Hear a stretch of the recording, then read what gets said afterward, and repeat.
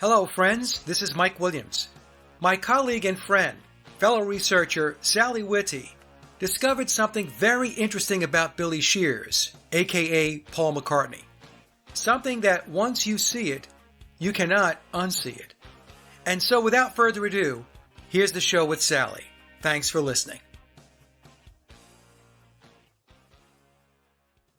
Well, friends, we have a great show this afternoon. My good friend and colleague, Sallie, is with us today.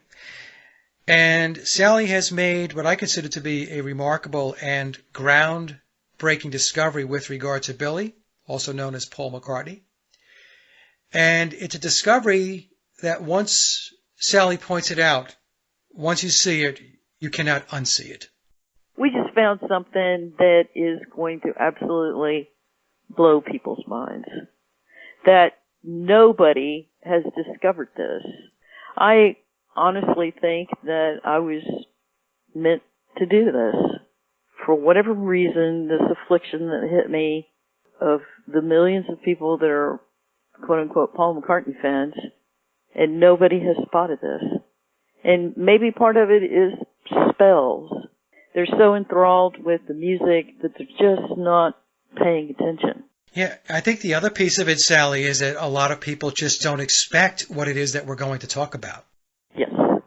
Well, if that was not Paul McCartney, I would have known about it. Well, if he had an artificial eye, if he has that, we would know about it.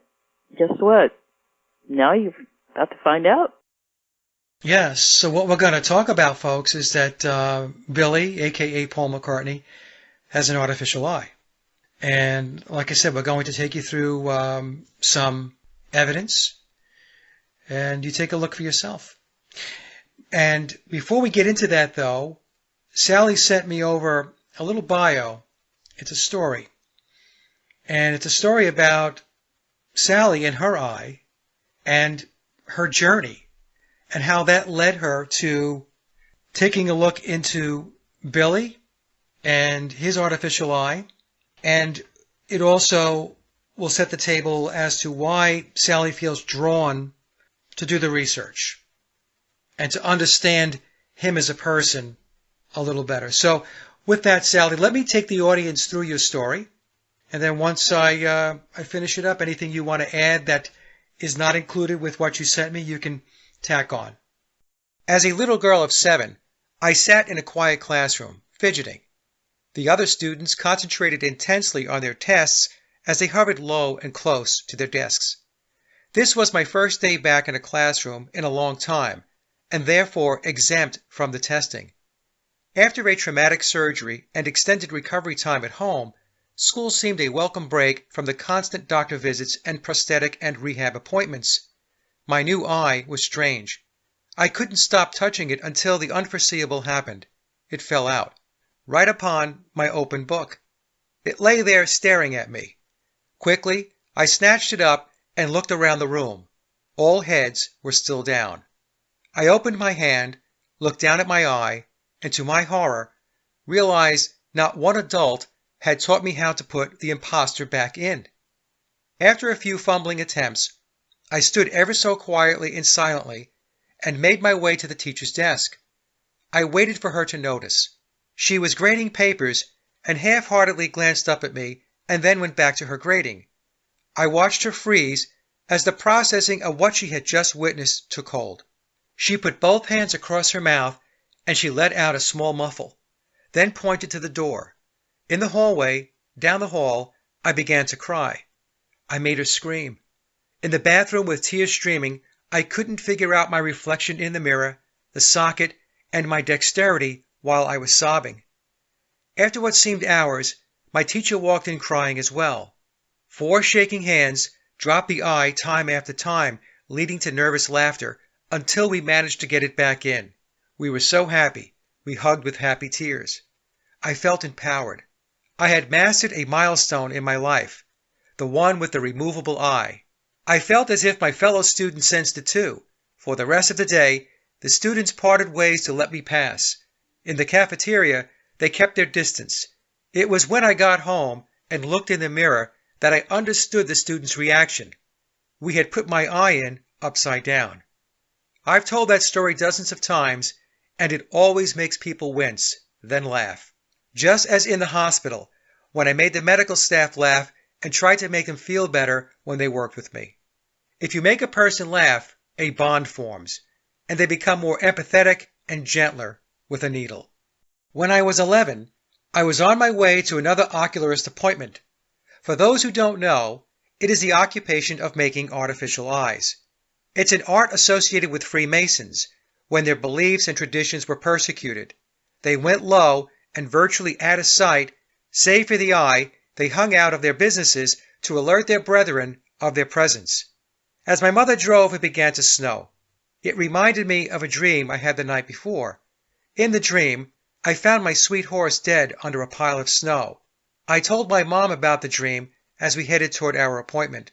When we made it home, I rushed to check on my horse. My jet pony was dead under a pile of snow. I felt responsible. I was angry. I wanted to remove my eye and crash it against the nearest tree. If I hadn't had to make another one of those visits, maybe I could have saved my horse. Jet was one of the twin horses. The breeder kept his twin, which was a beautiful paint. My Jet was an Appaloosa that seemed to change colors with the seasons. On the other side of the world, a man, quote, born under the astrological sign of Gemini, the twins, wrote a song about his children's pony by the name of Jet. He rode his horse on the farm with his lovely wife and their Appaloosas. He rides an Appaloosa to this day. Years later, I had children of my own. I still remember where I was and what I was doing when I heard the sad news that the man's wife had died. My 3 sweet children and I bowed our heads and prayed for the man's broken heart. Several years ago, I happened upon a book that, after reading it, changed my entire perspective on reality and how we choose to perceive it. The memoirs of Billy Shears brutally changed the truth of perhaps every narrative known to me. The first time I read the book, it frightened me enough to sleep with the lights on. The third time I spoke of it in Mike Williams' roundtable discussion, I wept when mentioning the chapter on landmines. I couldn't get through it, so Mike had to move to another guest. In a future presentation, Mike and I will discuss the gematria code contained within memoirs concerning the truths of mythology and how it pertains to William. But first, we will show the broken side of William and how he and I share that affliction. The eye of Ra, the right eye, represents the sun, or the male. The eye of Horus, which is the left eye, represents the moon, or the feminine. William's right eye was taken, and he could only see with his left. My left eye was taken, and I see with my right. To borrow a reconstructed phrase from Neil Diamond, he is the sun, I am the moon, play me. I can only conclude that to resist the attraction and pull I have towards this man would be futile. Astrologically, it's written in the stars. The man I speak of was born William Shepherd. You know him as Sir Paul McCartney. Now let me show you what I have found. So, Sallie, is there anything else that you wanted to bring to the audience's attention before we jump into the slides? Yeah, I thought it was just a few weeks ago that I was listening to an interview with Liam, and he mentioned the whole story about the song Jet, how it started off as a song about his kid's pony, and it just triggered off all these memories of what happened to me. And that can't be by accident that all of this came full circle. Yeah, there's a lot of connection points between your life experiences and what we're learning about Billy. Yeah, it is very interesting. And I've always had, a great heart for him and learning about reading memoirs, and I've read it quite a few times. I've always had a real heart for him, but boy, this puts it on a completely different level. It's cathartic for me, if you want to put it that way. What do you say to people? Because every once in a while when I put the roundtables up, and you would mention that you liked Billy, that you have an affinity for him, and sometimes comments will come in and people just go out of their minds. How could you like him? He's a deceiver. He's a liar. How do you address that when people make those comments? I would just say, put yourself in his shoes. I mean, some of the situations that he was put in and forced to do, I mean, you can't just make a blanket statement without taking into consideration that, did he have a choice in this? I don't think he did. I mean, and I'm convinced that the whole eye thing was part of satanic ritual abuse. I think they did this to him. So this is something that is covered in memoirs. They don't talk about the eye, but memoirs does tell us that he was subjected to ritual abuse, starting at the age of 3, if I recall. Is that correct? Yes. And in the book it tells us that some of that abuse was traumatic, very traumatic, and other forms of it were rewarding. That's how trauma-based mind control and programming works, folks. It's not all negative. There's also positive reinforcement. Let me just say this one other thing, that when they removed my eye for about a week, every time I would open up to look, I would vomit. And it's because when you remove an eye, it tricks the brain. It confuses the brain because now you're not seeing double anymore. You don't have 3D vision, and it results in you having dizziness and all the things that result in it. And, I have nothing but empathy for this man because I've been through what he's been through, or some of it. So, I mean, let's just put that out there. Yeah, basically blind in one eye. Yes. Folks, we were going to cover this as part of a much larger presentation. We were going to talk about Pan and the mythology around Pan. But Sallie and I spoke, and we felt that this was too important to just kind of throw in with a larger presentation and make it essentially a subset. We decided not to do that.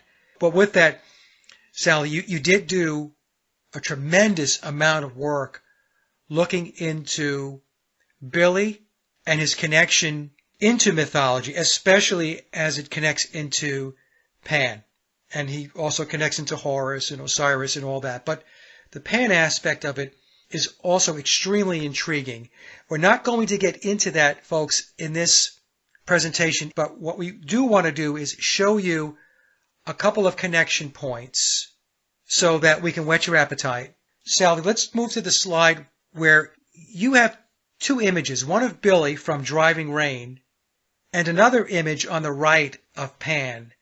And, of course, you and I will agree that that's not coincidence. Yeah, when I first started going into studying about Pan, and that was all because of Crowley, and Crowley, even at his funeral, had a poem written to Pan. I started looking into it, and there was some things that were descriptions of Pan that I went, well, that sounds a lot like Bill.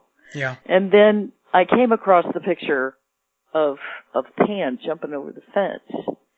And I went, that reminds me of something. What is it? And then I went and looked and found the Driving Rain. And it was like, there's no way this is a coincidence. So I knew I was on the right path. I knew I was headed in the right direction with what I was looking into.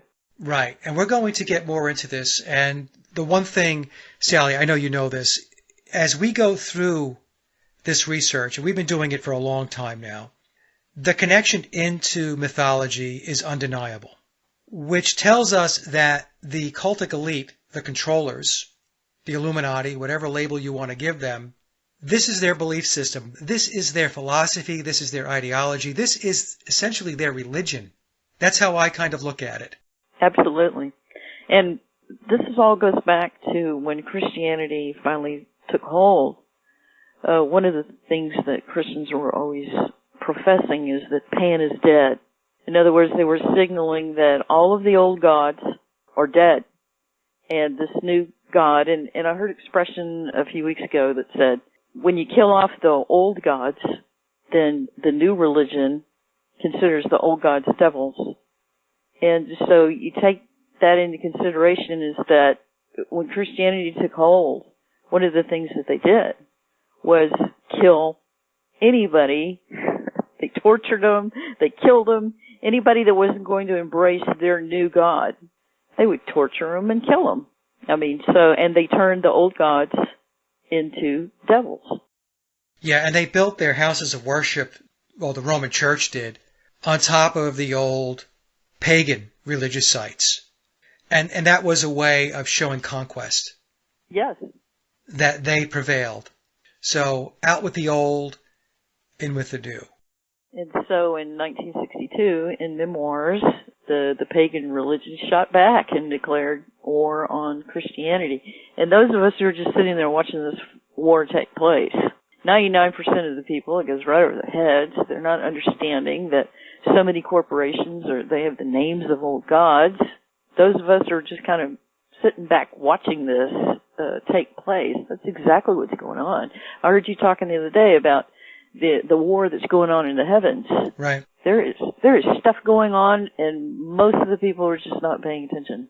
Yeah, the other point I want to make too, Sally, is because people jump to conclusions many times, and they'll say, because we're talking about this, we are pro-pagan, anti-Christian. And I just want to make it clear to everybody that we're doing research, and we're trying to understand what the puts and takes are, what's going down. That's what we're doing. So I just want to make sure that's clear. So when we talk about this stuff, we're talking about what the controllers are doing and how they're doing it. So try to keep from having a knee-jerk reaction and going at either myself or Sally about what it is that we believe or what we support or what we agree with or don't agree with, because that is not what this is about. I just want to make that clear. So we're looking at the slide, driving rain and Pan, and again, that is not coincidence. So Billy is telling us that he's tied back to Pan, he's tied back to Dionysus, he's tied back to Horus. So all of these mythological beings, and by the way, when we talk about mythology, that does not mean that it's fiction. That's another thing, that's another trap that a lot of people fall into. Because they hear the word mythology, they believe it couldn't possibly have happened. That it was a myth. Right. But there is another god, Sally, that you have looked into. And this is a god with one eye, and that would be Odin/Woden? Woden, yes. Tell us about Odin and Woden. Odin was a god that his eye was removed for greater insight. He hung on a tree for 9 days, and this is when you watch the Marvel movies. They show you Anthony Hopkins plays Odin or Woden. I believe the name Woden was first, and then Odin came after. And this is where we get Wednesday from. We have Thursday named after Thor, and Wednesday is named after Woden. Yes, Wednesday, Woden Day. Yes. Right. And I highlighted a couple of the sentences here on this chart, Sally, and it says Odin was a war god, protector of heroes. Fallen heroes joined him in Valhalla. Odin was a great magician among the gods. Mm-hmm. He was also the god of poets, and he had only one eye. The other he gave in exchange, and you mentioned this, for wisdom. And so, again, we go back to mythology, we go back to the one-eyed gods. And magic. And magic. And those little emblems that you have there. We have the image of Odin/Woden on the right-hand side of the chart, folks. Bottom left is the Woden staff. And if we take a look at the Epiphone logo, the Epiphone guitars, that looks a lot like the staff. And we're going to see a clip later on where Billy is playing an Epiphone guitar, and there's a lot more going on in that clip, and Sally will take us through it. But what's happening is all of these little clues are interwoven into the songs, into the videos. Most people don't see it because they don't understand it. They don't know what they're looking for. But again, once it's pointed out and once you see it, you can't unsee it. So as soon as, Sally, you showed me the Woden staff, I said, well, that's the Epiphone logo that they put on many of their pick guards. Many companies, especially those in the corporate matrix, they're constantly bringing in the mythological and occulted symbols. Absolutely. Right? So that's another example, Epiphone. Now let's get into Billy's eye, and we're going to start with a chart that's titled Ocular prosthesis. And this is sourced from Wikipedia. So what I'm going to do, Sallie, let me read this and then you can tack on to the narrative here. An ocular prosthesis, artificial eye or glass eye, is a type of craniofacial prosthesis that replaces an absent natural eye. The prosthesis fits over an orbital implant and under the eyelids. Though often referred to as a glass eye, the ocular prosthesis roughly takes the shape of a convex shell and is made of a medical-grade plastic acrylic. A few ocular prostheses today are made of cryolite glass. A variant of the ocular prosthesis is a very thin, hard shell which can be worn over a damaged or eviscerated eye. Makers of ocular prosthetics are known as ocularists. An ocular prosthesis does not provide vision. Someone with an ocular prosthesis is altogether blind on the affected side and has one-sided vision. And so that's what we're talking about with Billy, correct, Sallie? Yes, absolutely. There could be some type of, they could have left something in there and they just damaged the eye so that they could fit something on top of it. But they definitely took his vision away. Okay. And they have worked really, really hard to disguise this. If you think about it, the gig would have been up pretty quick if somebody had figured it out because Paul, the real Paul, did not have this situation. And Horus, being persona that he has taken over, is a one-eyed god. Right. Well, it's the Eye of Ra, the Eye of Horus. That's where we're going with this, right? Absolutely. So, and it will make some sense, folks, in a moment. Now, when you say when they did this to him, is it possible that nobody did this to him, that perhaps it was just an accident when he was younger? It could very well be, but the fact that it goes right along with everything that we're about to reveal in terms of Odin and the Eye of Horus, right? Right. So it leads us to believe, and I agree with Sallie, folks. I believe that Billy's loss of eyesight in his right eye has something to do with ritual abuse. Now, could we be wrong? We could be, but that's my leaning. And to the right of the slide, Sallie, I show an example of what a prosthetic eye looks like. And I think there's probably a misconception out there that these eyes are round, look like marbles, and you pop them in. But that's not what they're like. No. There is when they remove the eye, like in my particular case, I was told that I had picked up a parasite, very rare. I mean, they talked about the astronomical odds of me having this is just beyond belief. But I picked up a parasite from a cat, and they had to remove the eye to keep it from moving to the other eye and to my brain. And anyway, when they take the eye out, they have to put what is called an implant. And they put the implant in there. They take the eye out and they make a slit and they put the implant between your socket and the brain. And it is a little ball that is left inside there. So in just the same way that you take eye contacts and put them on the ball of your eyes, you would do the same thing with an artificial eye. It fits on that implant. It's not a ball. It's shaped like a contact lens. It's harder than a contact lens, though, right? Mm-hmm. Absolutely. Yeah. Yeah, I've dropped mine quite a few times. It's never shattered. So. Yeah, because it tells us it's medical grade plastic acrylic. So. Yeah. But again, it's not, folks. It's not a big ball or a marble. This is what Billy has in his right eye. Now, I'm going to go to slide number 9. And Sallie, this is the first slide where I have a picture of an older Billy on the left and Vivian Stanshaw from the Bonzos. And the reason why I'm showing this slide, folks, is because it goes back to 2019, 3 years ago, when I did my presentation on McCartney and Stanshaw. And this was one of the slides that I had in the presentation because I look at this and I said, this is the same person. The guy on the left just happens to be older. But one of the things that I called out in that presentation was I thought that Billy had a wandering left eye. In other words, it kind of drifted a little bit.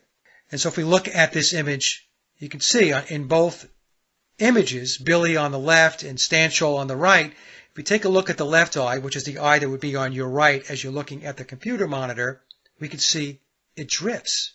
And so I looked at this as a facial characteristic that allowed me to compare Billy as McCartney and Billy as Stanshall, that he had this eye that drifted. But what I didn't realize, it wasn't his left eye that was drifting. His left eye is okay. The issue was the right eye, because the right eye is an ocular prosthetic. It's a glass eye. Yep. And that is what Sallie figured out. Now, but this picture, the one on the left, you see how that lid is really fat. One of the things in the artificial eye world is, they will paint the eye to match the other eye. They sit there and they just meticulously paint it. But then they work at once they get it fitted, they're trying to make it look as much like the other one as possible. But there's something, like I said, in the artificial eye world, is that we call it lifting the lid. And if you'll notice that the lid, his eyelid on the right side, is, 3 times bigger than the one on the left. Yes, you're talking about the image of where he's the older McCartney, his right eye, the eye on our left as we're looking at the image. The eyelid up top is, it looks like it's protruding. And that's from a hard plastic that's in there as opposed to a soft eyeball. We don't see it so much on the Stanshall, though. Why would that be? Because he's younger. Things have a way of deteriorating the older you get. Okay. And we're going to see this protruding eyelid some more, folks, in an upcoming slide. So what I did next, I did a slide, and Sallie has seen the slide, where I boxed out the right-hand side and then the left-hand side of the images I just showed you of an older Billy and then when he was playing Vivian Stanshall. So if we take a look at the first image, the right eye looks straight ahead. Then when I take that same image and I move the blue box over to the left, and now I'm seeing the left-hand side of his face, we can see that it appears that his left eye is looking to the left. Is that making sense, Sallie? Yep, absolutely. Okay, so the first image on the left, folks, let me repeat this. I boxed out the left-hand side of his face, so we see the right-hand side of his face. The right-hand side of his face is where we have the glass eye, and he appears to be looking straight ahead. When I then move the box over and I block out the right-hand side of his face and we're looking at the left-hand side of his face, that's picture number 2, we can see his eye glancing to the left. If I move over to the third image of Stanshall, it's the same thing. When I block out the left-hand side of Stanshall's face, we can see his right eye is looking straight at us. And then the fourth image, I move the blue box over, I slide it over to the left, and now the right-hand side of Vivian Stanshall's face is blocked out, and we're now looking at the left-hand side of his face. And we can again see that his eye is looking to the left. So where I thought that the left eye was a wandering or drifting eye, no. That's his natural eye.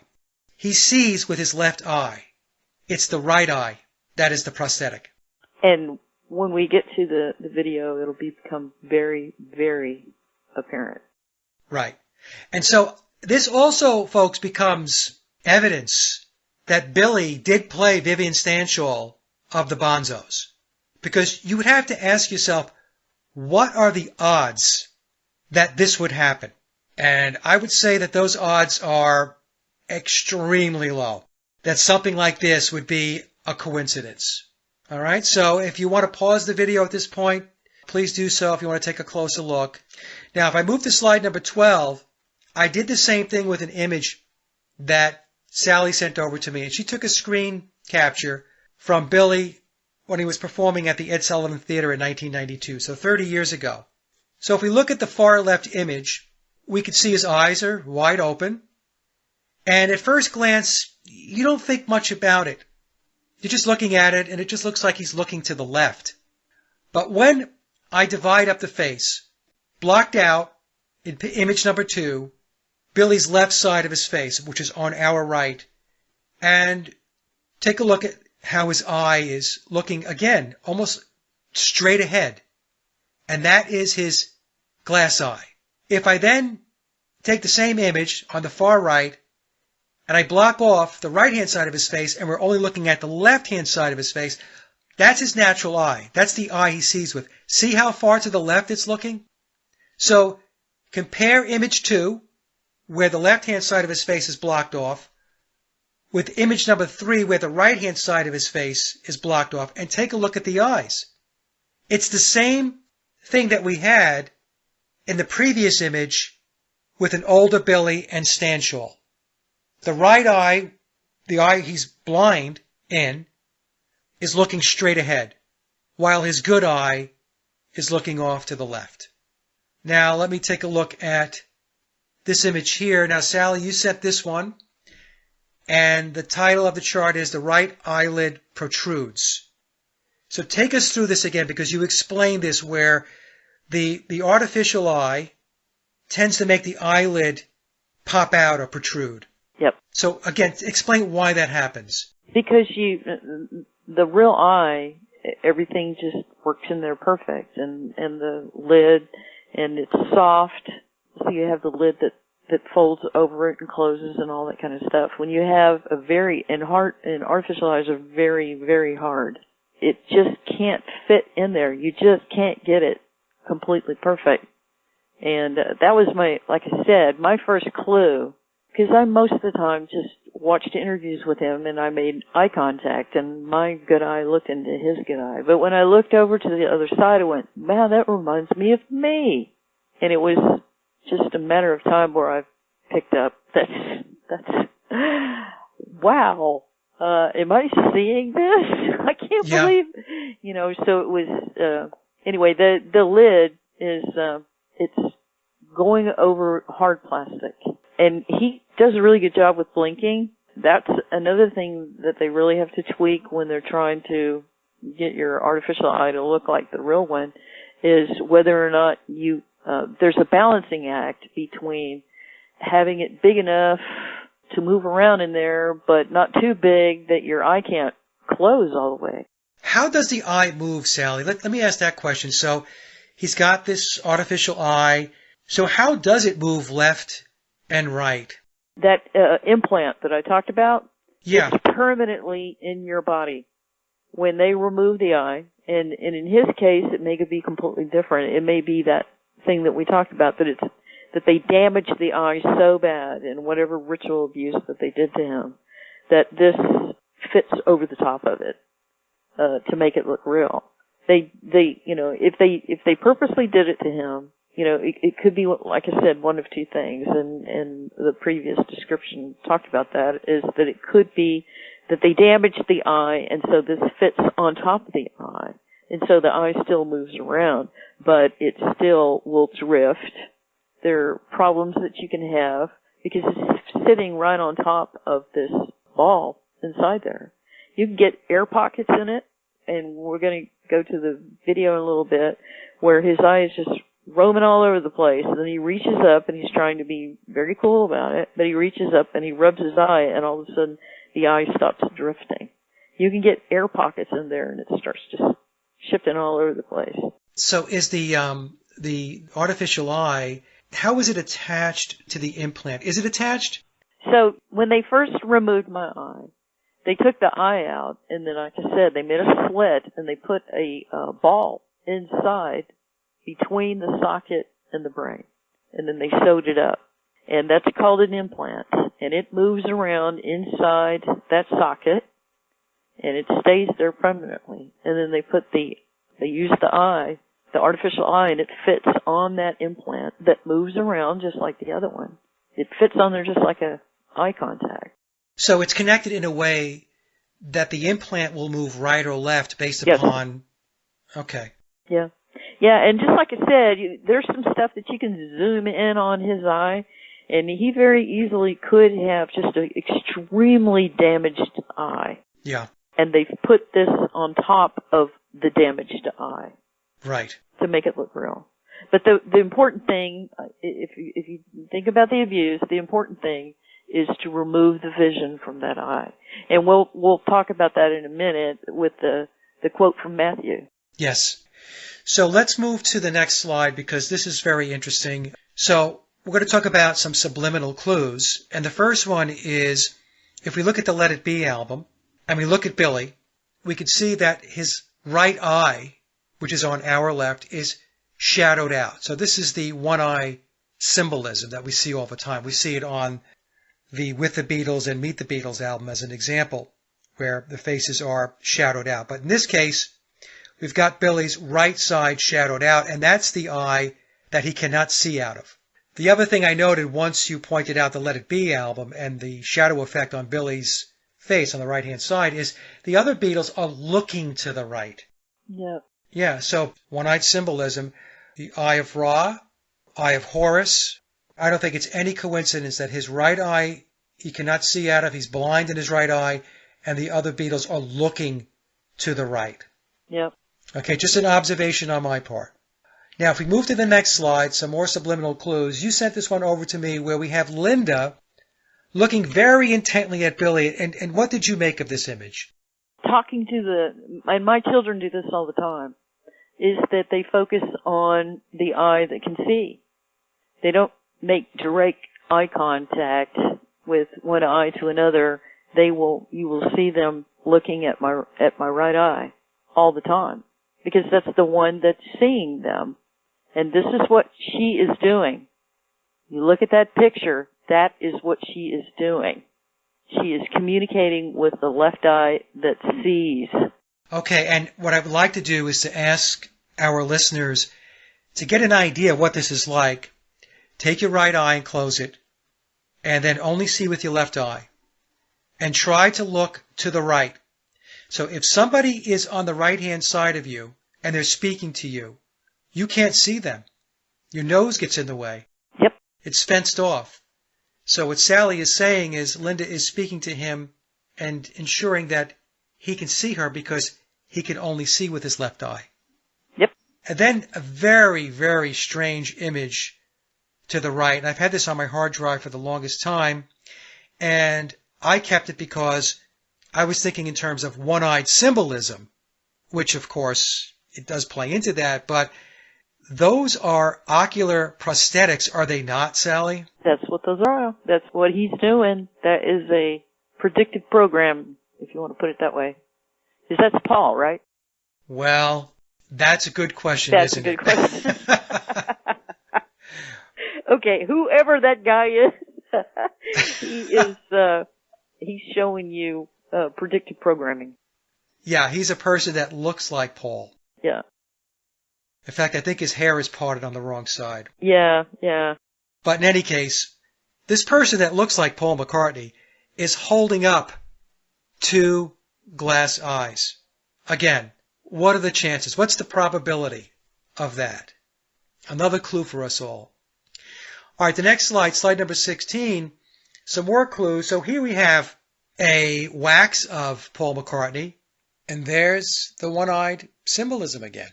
Yes, and they use artificial eyes in those wax images. He's showing you right there. And then we have the same thing going on, Sallie, with the image on the right. We have the Eye of Ra symbolism going on again. It's right there, folks. It's right there. Okay, so we're going to show you some video clips. And the first one, Sallie found this, and it's a great catch. And we have Billy pointing to himself and then tapping himself when he says Billy Shears. So he's letting us know, again, that he's not Paul McCartney, that he's Billy Shears.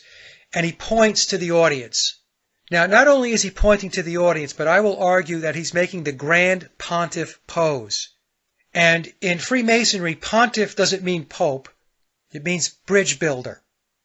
So he points, and then he taps himself when he says Billy Shears. Okay, so let's take a listen to this clip.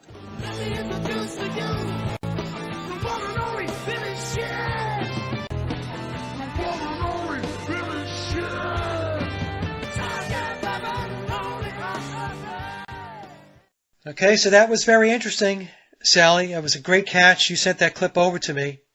And as we have always said, he's constantly dropping clues and telling people he's not Paul McCartney. Now, the second clip is an interview. I don't know who's interviewing him. You sent this over to me, and this is one where you have a close-up of his eyes, and it becomes obvious that his right eye is kind of floating around a little bit, and at one point he kind of touches his eye, I'm guessing, to kind of reset it and put it back in place. Is that what he's doing? Yeah, like I said, sometimes you get an air pocket in there, and just by pressing on it, the air pocket goes out, and then it adjusts, because it'll free float from that air in there, and he's reaching up. You know, he's been coached how to do this stuff.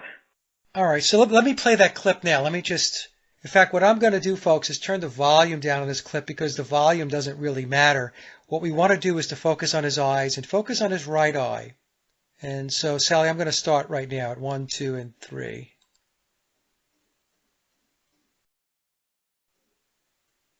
You can Take a look at his clearly right eye. see. You can clearly see there is an edge to that eye. It's probably what we talked about, but it's, setting on something else, whether it's an implant or whether it's a real eye. But you can see it's drifting around, and in a minute he will reach up and rub that eye, and what that does, there he goes, right there. So, Sally, again, what was he doing when he touched his eye? Was he just resetting it? Yeah, you could say that. Sometimes they will get air bubbles underneath there, and when the air bubble gets between the eye and the implant, it will cause the thing to just drift and move around and everything like that. And when a person with an artificial eye is tired, sometimes it won't move as well either. But what he's doing there, when he reaches up and rubs his eye, is that he either set it back down on the implant and probably removed air pocket out of it. And then as soon as he rubs it, you'll notice it starts matching. Okay, I'm going to play it again. So I'm starting at the 15-second mark so that the audience can take another look at it. And we can see the right eye it's drifting.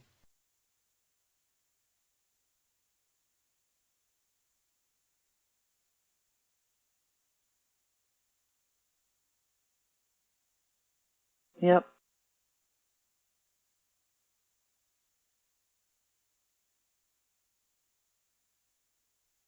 We can really see it at this point here where it basically shoots far right.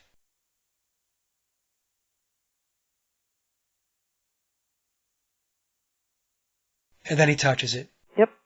And it starts moving with the other one. That's what he's doing. Okay, so the next clip, Sally, is another one you sent over to me. It was Good Morning America, November 1980. And what is it that we're looking for here in this clip? Well, I mean, when I saw this one, I was like, there's no way I'm imagining this. His eye is just not moving with the other one. He's got the puffy eyelid, and, it's whatever the time difference, they're on the other side of the world, and I think they're in London. So he could be tired. It could be what it is. This is Good Morning America, so this guy that's interviewing him is early in the morning, and it could be late in the evening for him, and he could just simply be tired. But it's very obvious. Watching the eye move around, it doesn't move as well as the other one. You got the puffy eyelid. It's very well. Just like you said, once you see it, you can't unsee it. Okay, so I'm going to start at the 53-second mark, Sally. So let me play that now. Ready? I just started. Yep, I started the clip. And he's on a television set. Normal life for your children. How do you do that? I mean, how do you maintain a normal life? I don't know really. We somehow managed to do it. Okay, so now they're on him. Yeah. We can see the right eye Look drifting at the right a little eye. bit. It is so different than the left. It's moving off in different directions. The eyelid is much fatter than the real eye. Yep. We don't do things in a very fancy way. For instance, we haven't got a nana. And it could be right then and there he's tired. We've got a ridiculously small. My eye does the same thing when I get tired. Kids and 2 bedrooms. It doesn't move as well. And so by doing things like that, just not living with a big style, it just seems to naturally keep pretty close. Okay, so now it's the Ed Sullivan Theater, 1992. He's singing My Love. And what are we looking for here? Watch. The left eye is seeing anything, and he is looking up in the audience at people that are in the audience, because after the song, as a matter of fact, you have it on this video where for just a split second as he's looking up in the audience, you'll see him just a tiny bit smile. And after the song is over with, he points out to the person that he was smiling at and said, I saw you cuddling up. That's what he said. So, in other words, it was a romantic song, and whoever it was reached over and probably grabbed his wife and pulled her close or whatever. But anyway, he acknowledged that. But he's looking up in the audience, and watch the left eye. That is the one that is seeing. The other one is just following after it. The reason, if you'll notice that every time he sits at the piano, the microphone stand always comes from the right-hand side. The right-hand side is his blind side. If the microphone stand was on his left side, it would block his vision, because he only sees on that side. So he always has the microphone stand coming from the right-hand side. And in a little bit, we're going to watch a video where he has to maneuver around that microphone stand so that he can see the guitar player. It's very, very obvious. Okay, so let me play this. I'm going to start at 1 minute 53 seconds, Sally. Okay, so I'll play that now.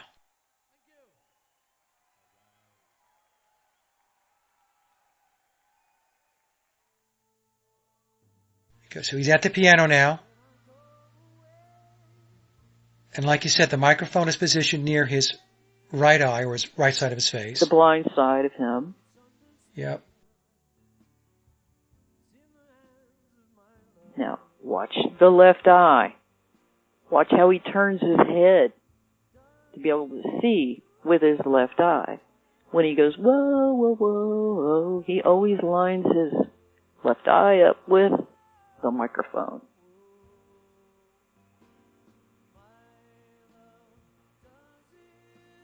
Very subtle, but once you see it. Yeah, and we can see his right eye. It's drifting a little bit. In other words, it's not perfectly in sync with his left eye. Yeah.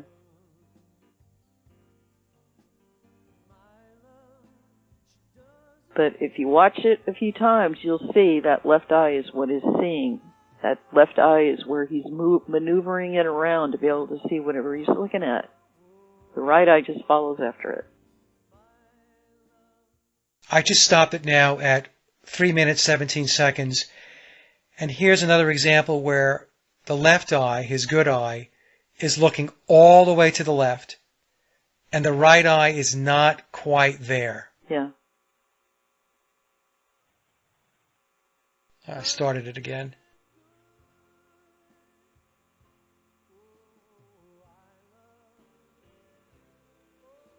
And if you want to look at it from energy, right, or life force, or soul, the eye is the mirror of the soul.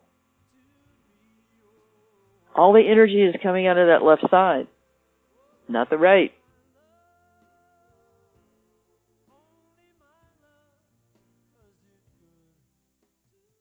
Like we said, once you see it, you cannot unsee it. It's amazing, isn't it?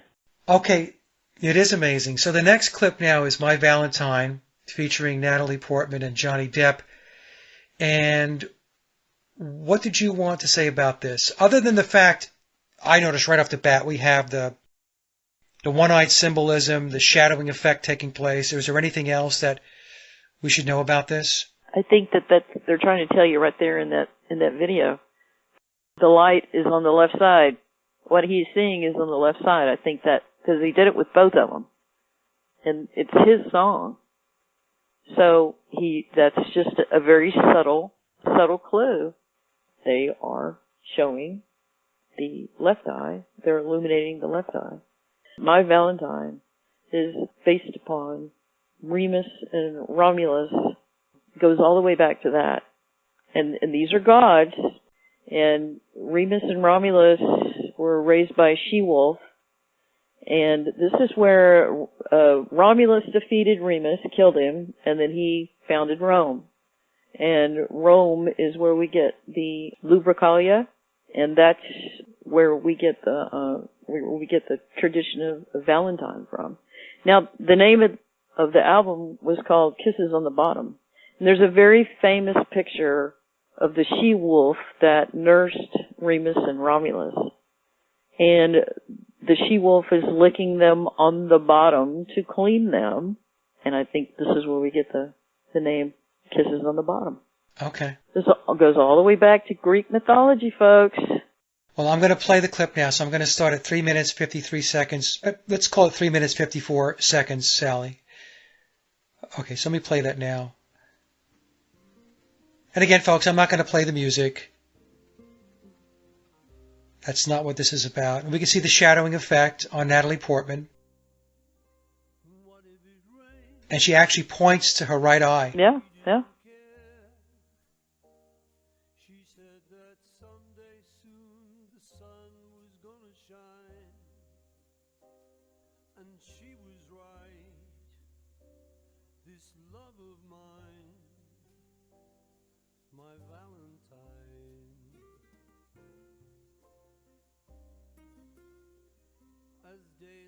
It's still on Natalie Portman. Yeah. And it'll shift over to Johnny Depp soon.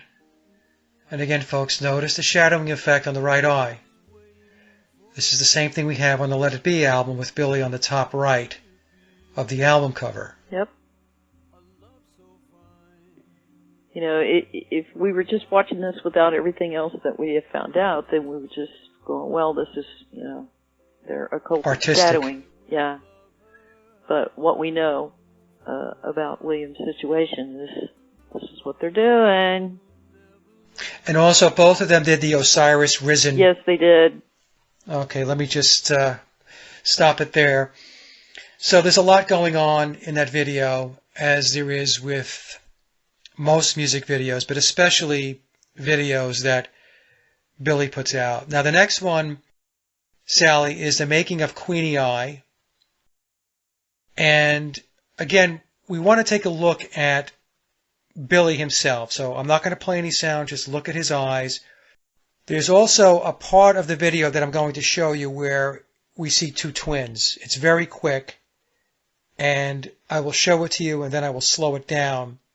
And there's a reason why Billy has twins in the video. And this goes back to Billy and biological Paul. Biological Paul was a Gemini. It's all about the twins. In another video, I explained what the twins mean from an occult perspective. So this is another motif that makes its way into a lot of his work, this whole concept of twins. So, Sally, I'm at 5 minutes, 15 seconds, and Billy's walking into Abbey Road Studios.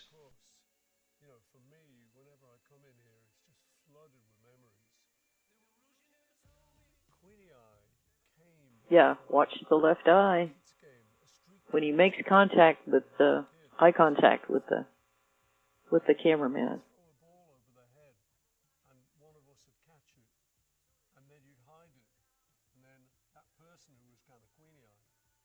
And in memoirs, he mentions he's the queen on the chessboard. Yeah, I just stopped it for a moment there. We could see his right eye. Again, it's very good as far as staying in sync most of the time, but it does have a tendency to lag. Yeah. And you do see it. Now, what were you saying about Queenie? Yeah, in memoirs, in the chapter on the Sonic checkmate, he called himself the queen that continues after the king dies, and Paul is the king.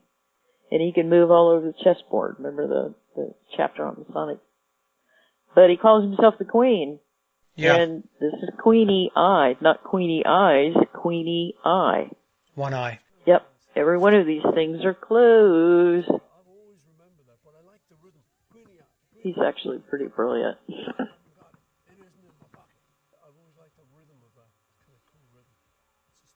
I'm sure he's been trained very well. Oh yeah, yeah, and he's got people, you know, coaching him all the time. He's not doing this by himself. And he's been trained by cameramen. I mean, he's trained cameramen where they need to shoot from any interview, just about any interview you see him in, it's always from the left side. Yep. We're at that scene now with the twins, and they're lying on the floor. If we look at the clapperboard, the numbers total to the number 10. 1, 0, 0, 3, 5, 0, 0, 1. And of course, 10 is a number that we're seeing more and more now with Billy. It's the number of completion and new beginnings. Yeah. So I'm at 6 minutes, 47 seconds, and I'm going to continue playing. Yeah, that's 647. I don't think is an accident either.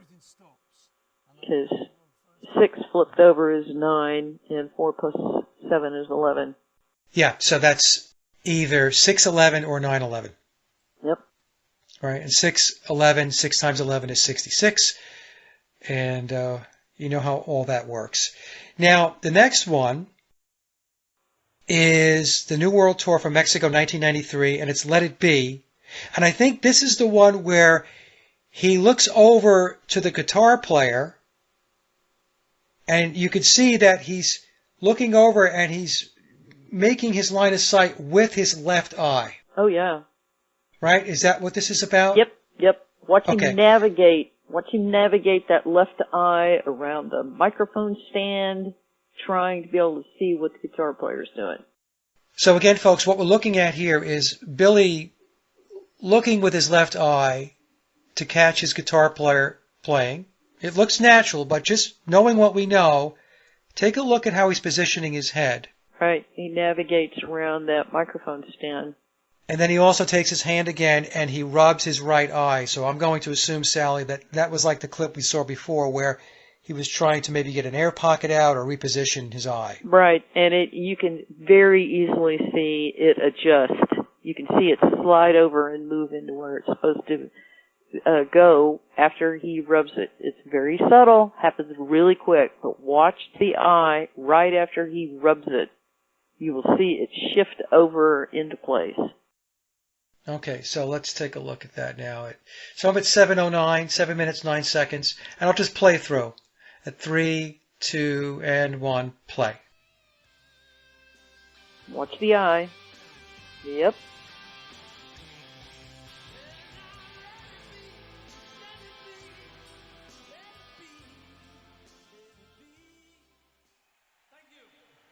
Okay, watch the hand go up.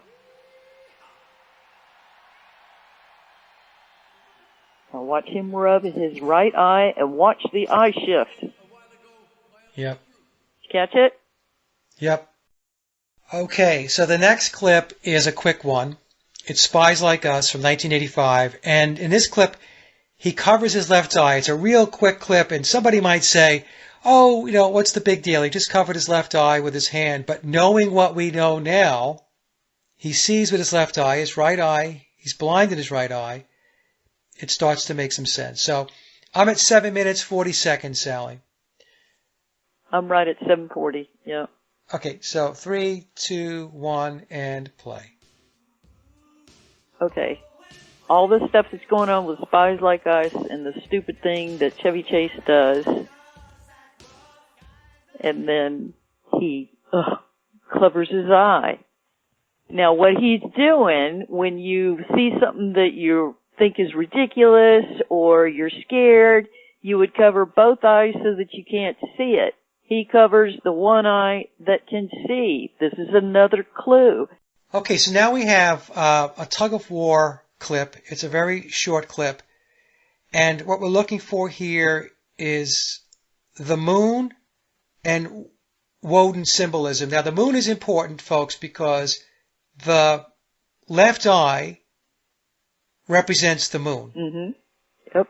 The right eye, the eye of Ra, is the sun. And so since Billy cannot see out of his right eye, he sees out of his left eye, that's symbolic of the moon. Do I have that right, Sallie? Yep. And then on his guitar, he's playing an Epiphone, and as we explained earlier, the E in Epiphone, that logo, it looks exactly like Woden's staff.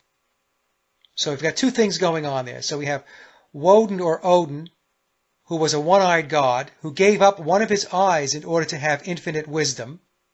And the left eye is representative of the moon, and the right eye is representative of the sun. Billy cannot see out of his right eye, so there is no sun. There is only the moon. So here's another clue. And again, it would just look artistic if we didn't know what we know or what it is that we're figuring out. But let's play that clip now. So, Sallie, I'm at 7 minutes, 52 seconds. Okay. So 3, 2, and 1, play.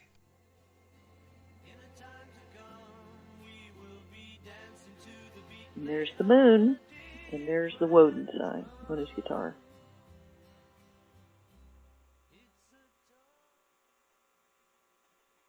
Also, in mythology, we learn that Pan was in love with Selene, who was the moon.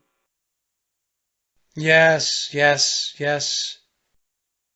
Okay, so the last clip we have for you folks is Percy Thrillington.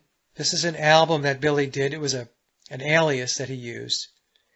And this one I will play the audio for, because he says there's a lot more going on than you see. And again, it's another clue. He's telling you that the album and the symbolism on the album is much more than what you think, if you're even thinking about it. Many people aren't even thinking about it. So I'm at 8 minutes, 8 seconds, Sallie. Yep, 3, 2, and 1, play. Percy Thrillington is one of a handful of albums Paul recorded without using the McCartney name and fame. Percy Thrillington. There's a lot more going on than you see. People don't know it goes a lot deeper. A lot like the Ram on the Ram album as well. Right, and the Ram goes back to Egypt. So again, it's backing into the Egyptian mysteries. And if you study, really get deep into mythology, Pan is rumored to have had a twin, which is really interesting that they put that twin symbolism in there. Yeah. Okay, so those are the segments, little clips that we picked out for everybody, and I hope that it made sense. It made sense to me, Sallie, and the clips came from Sallie, so thank you so much for sending them over. We talked about Pan, and we're going to talk a lot more about Pan once we get that presentation together with Sallie. We talked about Odin, a one-eyed god, who gave up one of his eyes so that he can have wisdom. But ultimately, with my research, and Sallie, I think you might agree, with Billy, it goes back to Egypt. Right.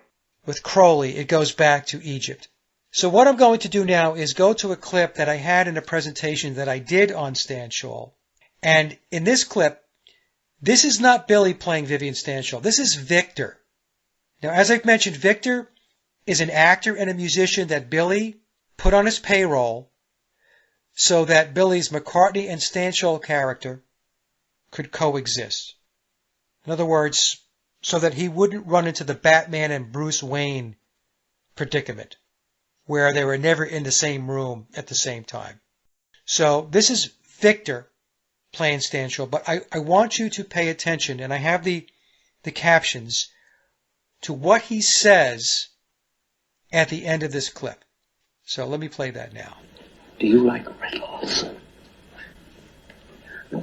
Conograms, anagrams, acronyms, teasers, they all are. I'm easy to bend, I begin where I end. I'm soft and I'm pink and I'm shy. I'm legless and armless and hairless and harmless. I'll give you 3 guesses. Who am I? They search for the self, the psyche, the soul, the head and alter ego. And God loves sheep, and nudis, verdis, per obscurum, obscurius. The answer is a word. I have 2 guesses left. Keep them by me.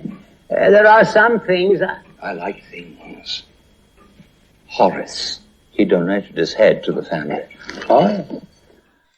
Okay, so we see Victor say Horace. He donated his head to the family. Yep. When I took a look at this after you discovered that he's blind in one eye, and if this was the result of ritual abuse, which we think it could have been, then we could change this line from the movie, Horace, he donated his eye to the family. Right. As part of all of this ritual occult stuff. And I know a lot of people have a hard time getting their arms around all of this occultism and this ritual stuff, but it's there and it exists. And so that leads me to my last slide. What they're doing, and this is spelled out in the 2021 version of Memoirs. Now, Tom just released an update to the book, right, Sally? Right. I think it's today. Yes. Today's October 20th, 2022, and Tom mentioned that there's going to be more information on the Eon of Horus, more information that has to do with, well, I should say more encoding that has to do with numbers and gematria. So the book keeps getting, I think, a little more complex, a little more layered, a little more sophisticated as it goes along, but with that, when you decode it, you get a lot more information. You get closer to the truth. What I want to leave you with, folks, is the way this is playing out. Biological Paul was Osiris, and Billy is Horus.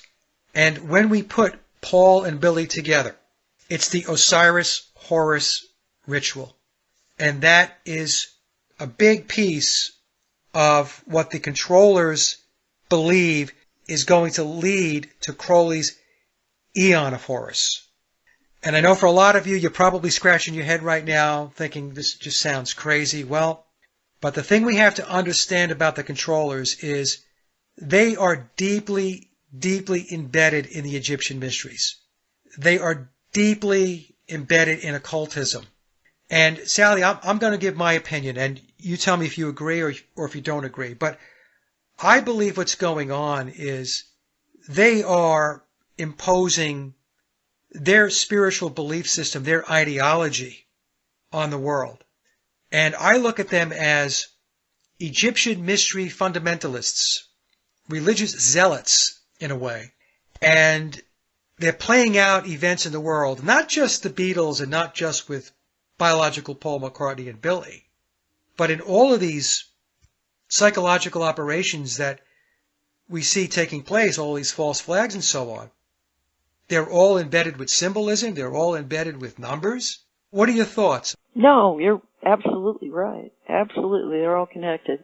The gematria is just that goes all the way back to Babylon. Yeah. And how they learned how to take phrases and put them into math. You think about the Bible, there's a book of Numbers, and there's also Matthew, Mark, Luke, and John, math you. And if you look at that picture that you have, that's the eye that tells you that there's a footnote in Memoirs. That's the right eye, folks. Exactly. And if you look at the picture of Horus, first of all, it's a black bird, and that's his left eye that sees. Right. And look at the similarities between the eye of Horus on the right-hand side and the left eye that we know of as Paul McCartney's eye. And the reason why I have Paul in the middle in the Jesus pose is because the controllers, they are putting the Paul McCartney character forward as a graven Christ figure. They believe this is what's going to lead us into the new one-world religion. Right. And again, I know it sounds crazy. It sounds crazy to me. Yeah, his sacrifice was the magic that propelled all of this forward. Right. And that's what started the ritual, the ceremony, whatever it is that they call it, going back to Egypt between Osiris and Horus. And so biological Paul McCartney has the Osiris role and Billy has the Horus role. And they are looking to, and they would probably argue and say that they have already succeeded in a big part of making the Beatles, and specifically Paul McCartney, a Messiah type of character. And all we need to do is take a look at all the worship all around the Beatles and Paul McCartney, and you can make a case, I think a strong case, that that's exactly what people are doing. The Beatles and Paul McCartney are gods to people. Right.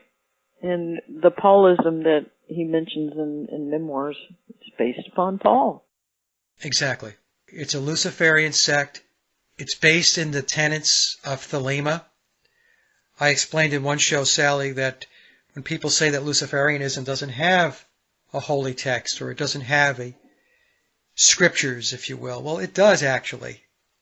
It's the book of the law, Crowley's book of the law, and it's the religion of Thelema. That's what I have concluded. I guess we'll conclude with that.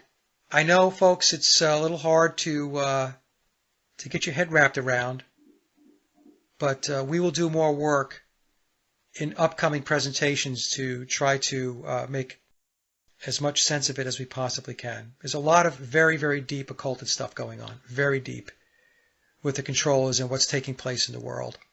And the more you understand it, the more you'll have a better understanding of how the world really works. And maybe not accepting it. If you don't know what you're looking at, it's pretty hard to fight against it.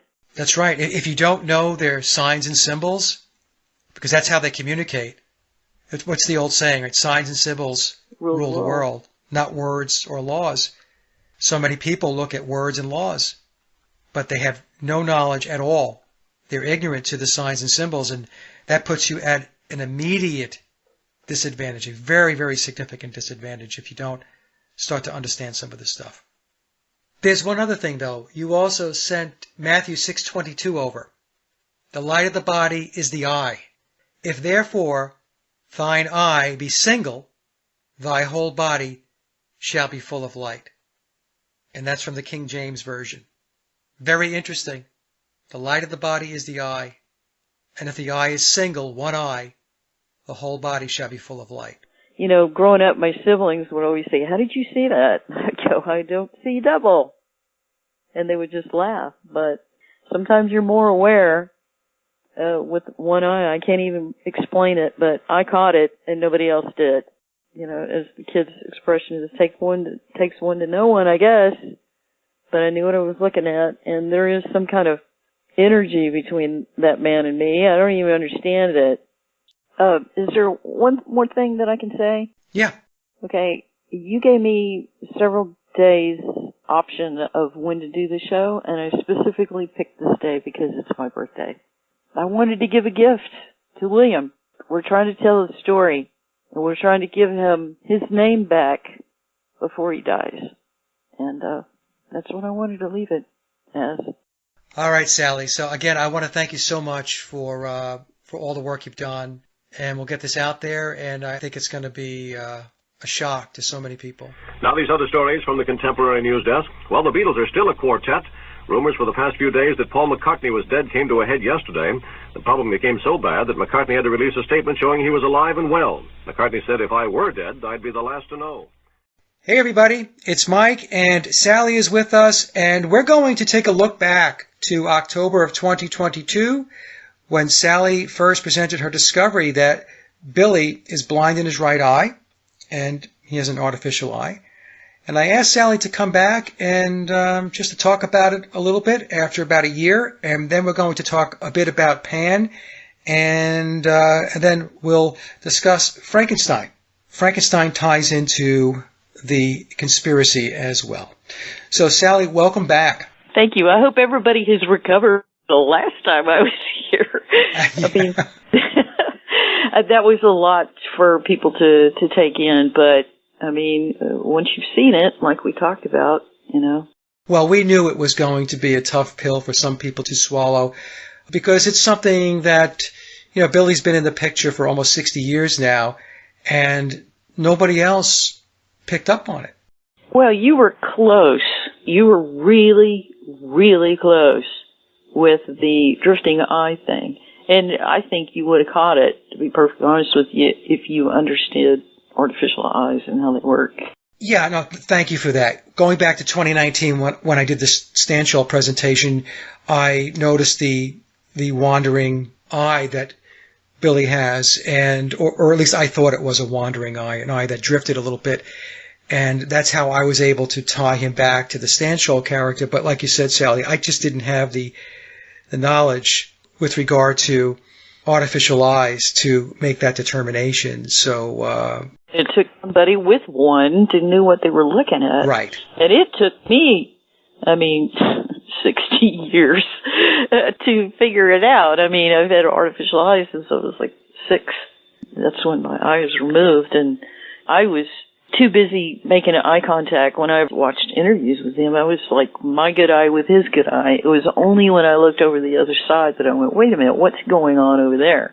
And we'll get into that because his eye, when it doesn't sync up, when his right eye doesn't sync up with his left eye, it's very subtle. And I've tried to make this point in a number of presentations and interviews, and unfortunately, a lot of people don't understand the word subtle. They're thinking that he's going to look like Marty Feldman now, God, with his eyes all over the place, and I've commented a couple of times in the comment section to try to, set the expectation level where it needs to be, that it is subtle, and many times when you look at Billy, his eyes are going to move together and they're going to be in sync, and it's going to look quite normal. But there are other times when you're going to look at images or you're going to look at video and you're going to see that there is something off. So and we'll get more into that. We spoke yesterday, and you said, after I asked you the question, how confident are you a year later that Billy's right eye is artificial, that he's blind in his right eye? And you said, well, 99%. And I asked you, what's keeping you from getting to the 100% threshold? And you said, well, because I can't physically be there with him and tap on his eye. Right? And I've actually done that. I've had talk to people and go, no, I have an artificial eye. And they go, no way. And I'd have to reach up and tap it with my fingernail. And they go, with their mouth hanging open. So I can't do that with Bill. But my experience is having an artificial eye all in my life, it's pretty obvious. Yeah. Once you showed me what to look for, I can see it. Yeah. Like I said, folks, you're not going to see it all the time. What I have to do sometimes is, if I'm watching a video, I have to slow it down. Yeah. And capture it that way. If you're going at normal speed, sometimes it's going to be very difficult to pick up because, things are moving quickly. Somebody made a video showing him in concert, and if you slow it down and you frame by frame, you can see. It's not blatant, but you can see that they're not completely in sync with each other. Yeah. Now, you mentioned that you have an artificial eye or an ocular prosthetic. And when we spoke yesterday, you said that you had your eye removed back when you were about 4 or 5 years old, and it was due to a parasite.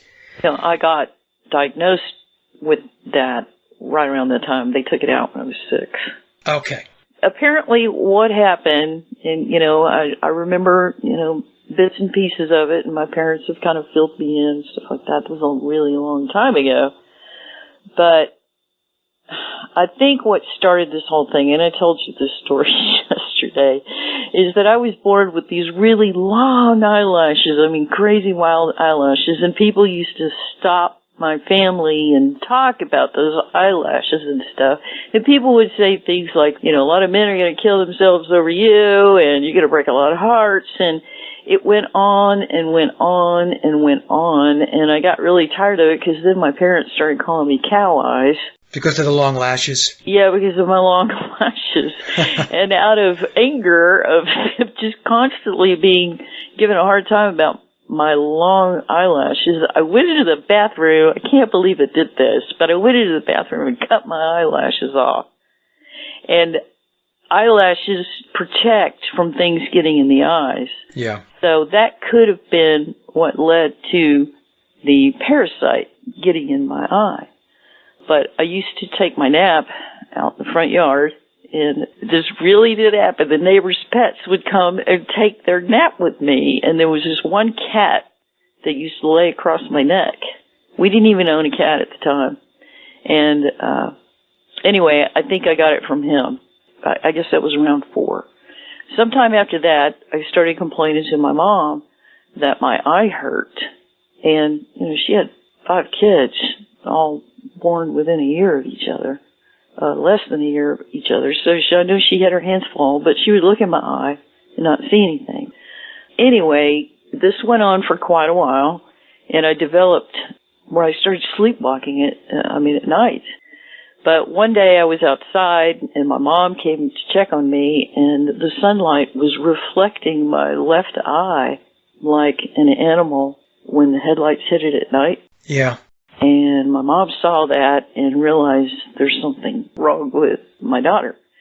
So they took me to 3 different physicians who all diagnosed me with a brain tumor. And there was one doctor that my mom had heard about, because I just remember days and days of her just crying her eyes out, thinking I was going to die. And she heard about this one physician, and his name was Milton Bunyak. I don't even know if he's still alive, but she took me to him. He took one look at me and said, "She does not have a brain tumor. That is a parasite." She got that from a cat, and which was really unusual, like I said, when you even have a cat. Anyway, they tried to remove the parasite in 3 different surgeries, and they couldn't do it. And the 4th one, they removed my eye. And it was a long recovery time. They had to do different things. I mean, there was rehabilitation. There was getting used to an artificial eye. There was, you had to heal from the whole thing. Well, it's amazing that doctor knew about a parasite. Thank God he did. And my oculist, he was very famous. He passed away a few years ago. His name was George Constance. He was there overseeing the physician as they removed the eye. He was telling them where to cut and all that kind of stuff to be able to save the socket as much as they could. Being able to fit it for an artificial eye and to be able to, for it to have as much movement as it is. So it's an implant they put into your eye socket? Yes, they did. They took the eye out, and then they made a slit. They put an implant in there. When you get to a certain age, say around 25, when everything stops growing and shifting and moving around and all that kind of stuff, I was supposed to have the implant that was put in there as a child taken out and a bigger one put in to allow better movement and all that kind of stuff. About 40, I went to go get my eye polished. You have to have it done about every 6 months or so. You have to have it literally polished, because any foreign object in your body will try to reject, and it will wear and tear on that eye. And for it to be able to move around as well as you want it to, if it has no polish on it, it won't move around and it'll stick. And, that could be some of the problems that you see with Bill. But anyway, you have to have a maintenance done to it. That's pretty much what I've done all my life. We talked about whether or not we've seen Bill driving a car. Yeah, we talked about that yesterday, yeah. Yeah, there are a certain amount of people that with only one eye cannot drive. They can't see distances. They can't judge, and I have problems still. If I park in a parking lot, most of the time I'll park away from all the cars, because it's really hard for me to judge distances and widths and all that kind of stuff. There are things that happen to you when you only see on one side of your face. you can't judge like curves. I've bit my tongue so many times not being able to judge, the distance of stepping off a curve, that type of stuff. I mentioned yesterday that the only video that I am aware of, now that doesn't mean that there aren't others, where we see Billy driving is when he's driving, I believe it's his Jeep or his Land Rover, and I believe he's on his farm, and he's talking about how he joined the Beatles as an already set up affair, which means that he joined them after the fact. That's a different discussion, right? But my point is that is the only time that I've seen him actually driving in a vehicle. Mm-hmm. We've seen pictures of him riding the subway. We've seen him pictures being driven everywhere. His wife driving him around, but I don't recall seeing any pictures where he climbed out of a car where he was driving. Yeah. Yeah, and of course some people will say, well, he doesn't have to drive because he's so wealthy that, he has a driver and all that stuff. And that's fair enough, but you would think that even wealthy people drive cars, right? And you would think that there would be a lot more images or a lot more video of him driving if he was actively driving a car. So anyway, I'm just putting that out there. I don't know.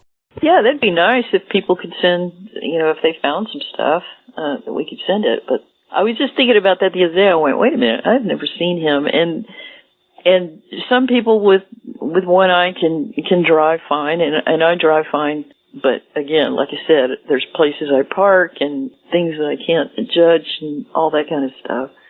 So there are people that have one eye that they simply can't drive. Yeah. And whether or not that's him, we don't know. We don't know, but I really have not seen any video of him driving. Yeah. Now, I know you know this because you and I have had other discussions about this, but periodically comments will come in, and some people are under the impression that artificial eyes do not move. I have actually responded by putting a link to an ocular medical facility or a doctor that works with artificial eyes, and it's very clear that artificial eyes do move. Mm-hmm. There are situations, I guess, where if there's a lot of damage to the eye, where eye movement can be limited or maybe not move at all. But that's not the common situation with an artificial eye. Most of the time, the majority of the time, if somebody loses an eye and they have an artificial eye put in, that they will have movement, and that movement will correlate fairly well with the eye that has sight. So I just wanted you to comment on that, because I know that you've seen the same types of comments where some people think that artificial eyes don't move. Well, that's the whole point of the ocularist, is that they're trying to tweak it to where it looks so much like the other one, and then it moves so much like the other one. They will, we talked about this in the first presentation about, there's an expression amongst ocularists, it's called lifting the lid, and they're trying to get that lid as lifted as much, and you can see it in Bill, and they try really hard to make it to where that your eyes are completely closed when you sleep. So they tweak that thing, and they try, and they'll go, okay, close, and whether or not your eyelid completely closes. When they first make the artificial eye, they're painstakingly paint just exactly like the other one. And then they just constantly tweak it, trying to get it to where it will move. And they will actually add, wax on the inside. They'll do things. They'll go, oh, okay. I mean, the last time I had one fitted, she would come in, she'd pop it in there, and she'd look at it, and she'd go, okay, we'll look to the right, look to the left, look up, look down, and then she would take the eye back out and make little X's and different things, and then go into her working thing, and then put places where it needs to be built up, where it needs to be lessened a little bit, and then pop it back in and see, okay, now move to the right. So they're able to fine-tune. Yes. When you talk about Billy's eyelid, you're talking about the top lid protrudes out a little bit more because the eyelid is over the artificial eye. Yeah, it's a hard plastic thing that's just sticking the lid straight up. Sometimes if you don't have polish on it, it can actually develop sharp edges on it and cut the inside of your socket. It's very painful. Sometimes they have to take it out to go get it worked on because it's doing that. and they have to have somebody drive them, and they can't drive anymore. It completely messes them up. Now, I've walked in the door of my oculist with my artificial eye in my pocket, and he just thought it was funny that I've adjusted so well that it doesn't bother me if I take it out and drive. It doesn't bother me if I do this, do that. It's just one of those things that I just happen to adjust to really well. I think I would have adjusted a whole lot worse if I'd lost my right eye as opposed to the left. Because you're right-handed? Because I'm right-handed. And this goes back to Bill, because he's right-handed, and he can't see on his right side. I imagine that is just, I don't even know how he lifts that right eyebrow, because I can't. Yeah, well, he said in the book that took a lot of practice to be able to train the muscles of the right side of his face to lift the eyebrow, to give it that McCartney arch. Sallie, I wanted to ask you now, in your case, you had an implant put in, right? Which means the entire eye came out and an implant was put in. And even with your implant, you have motion. I have great movement, yeah. And with Billy, as I mentioned at the beginning of our discussion here, to detect his artificial eye, it takes some work. It takes some analysis because he has very good movement most of the time. So do you think that Billy has an implant, or do you think that the damage to his eye was less? In that eye presentation that we did before, there were two categories. One was, complete eye removal with the implant, and the other one was it could be an artificial eye placed upon a real eye that's been very, very damaged. In my opinion, I could be wrong about this because I don't know the guy, but my opinion is that he's got a real eye that's in there, and it's been so damaged that they put the artificial eye over the top of it. And that would give him lots and lots of movement because the damaged eye is still attached. Right. There's no implant. Right.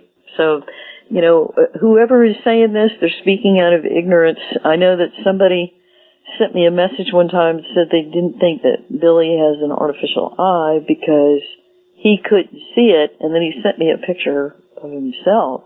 And he did tell me that he was shot. Okay, so hold on. So somebody who has an artificial eye contacted you and sent an image of themselves? Yeah, sent a picture of themselves, and it was like, I feel bad that you lost your eye, but there's no comparison between the two of these. Bill, no doubt, whatever they did to him, it was under medical supervision, the same thing they did with me, and whatever has been done to him, they know exactly how to cover it up. And I think the whole point was having to do with Horus and Odin. Yeah, it's crazy how this ties back to mythology. It's really very, very strange. Now, I'm gathering from what you're saying that you do not believe that Billy's loss of sight in his right eye was an accident. No. Okay. They did this to him. I think this was part of that whole torture thing. I think it goes back to 3 years old. And at 3 years old, he even had a greater advantage than me. And I think this is why he doesn't wear reading glasses. Page 309, where he talks about he doesn't need a reading glass. Yeah, let me read it. It's a whisper message. It says that William says eye yoga kept him from needing a reading glass. So singular, not plural. Mm-hmm. Because if he had two functioning eyes, he would need glasses, right? Yep. Now, in the book, it tells us that Billy was subjected to trauma-based programs, and his earliest recollection goes back to when he was 3 years old. And when we spoke yesterday, Sallie, I mentioned that I was watching a documentary that had nothing to do with the Beatles or Billy or any of that stuff. It had to do with mind control programs and ritual abuse. And I was watching this about a month ago or so. And it was a documentary, and it mentioned that the way these programs work and this ritual abuse works, it starts at age 3, typically. And I found that interesting because this is a completely different source, stating that the age of 3 is a key moment in time when these programs really kick in. And we have Billy, through Tom, telling us in the book that his earliest memory of being in a program goes back to the age of 3. So is it coincidence? I don't know. Perhaps that's exactly how it works. Yeah, I think they've decided that at 3 years old is when the brain of a child has the ability to split. And so they do horrible things to these kids. Yeah. To make their psyche split into several different personalities. So you don't think there's any way that he lost sight in his right eye later in life, that you believe it was when he was a kid? Yeah, he could have been born with that, that could have been a sign that he was supposed to be meant for greatness. But it didn't happen when he was 20 or 30 or... No, I don't think so. But really, I don't think so because of the way that he handles it so well. And if you read about one-eyed people, it talks about when things happen to them as a child, it's a whole lot easier for them to adjust than for it to happen as an adult. And I heard some people recently talking about how they were sure that Billy poked his eye out on his own. It was like, what the heck? As long as it took me to recover from that whole situation, it would have taken him a really, really long time for him to recover from something like that as an adult. Yeah, because there's an acclimation process, right? I think people who have 2 eyes take that for granted, but I would think that the acclimation process would be a lot more difficult and take longer if you lost an eye as an adult versus when you're a child. Mm-hmm. And there's a really interesting little phenomenon with me is I can hear better out of my left ear than my right. Oh, really? Think about that. Yeah. No sight. There's another point I wanted to make. You mentioned we talked about eyeglasses.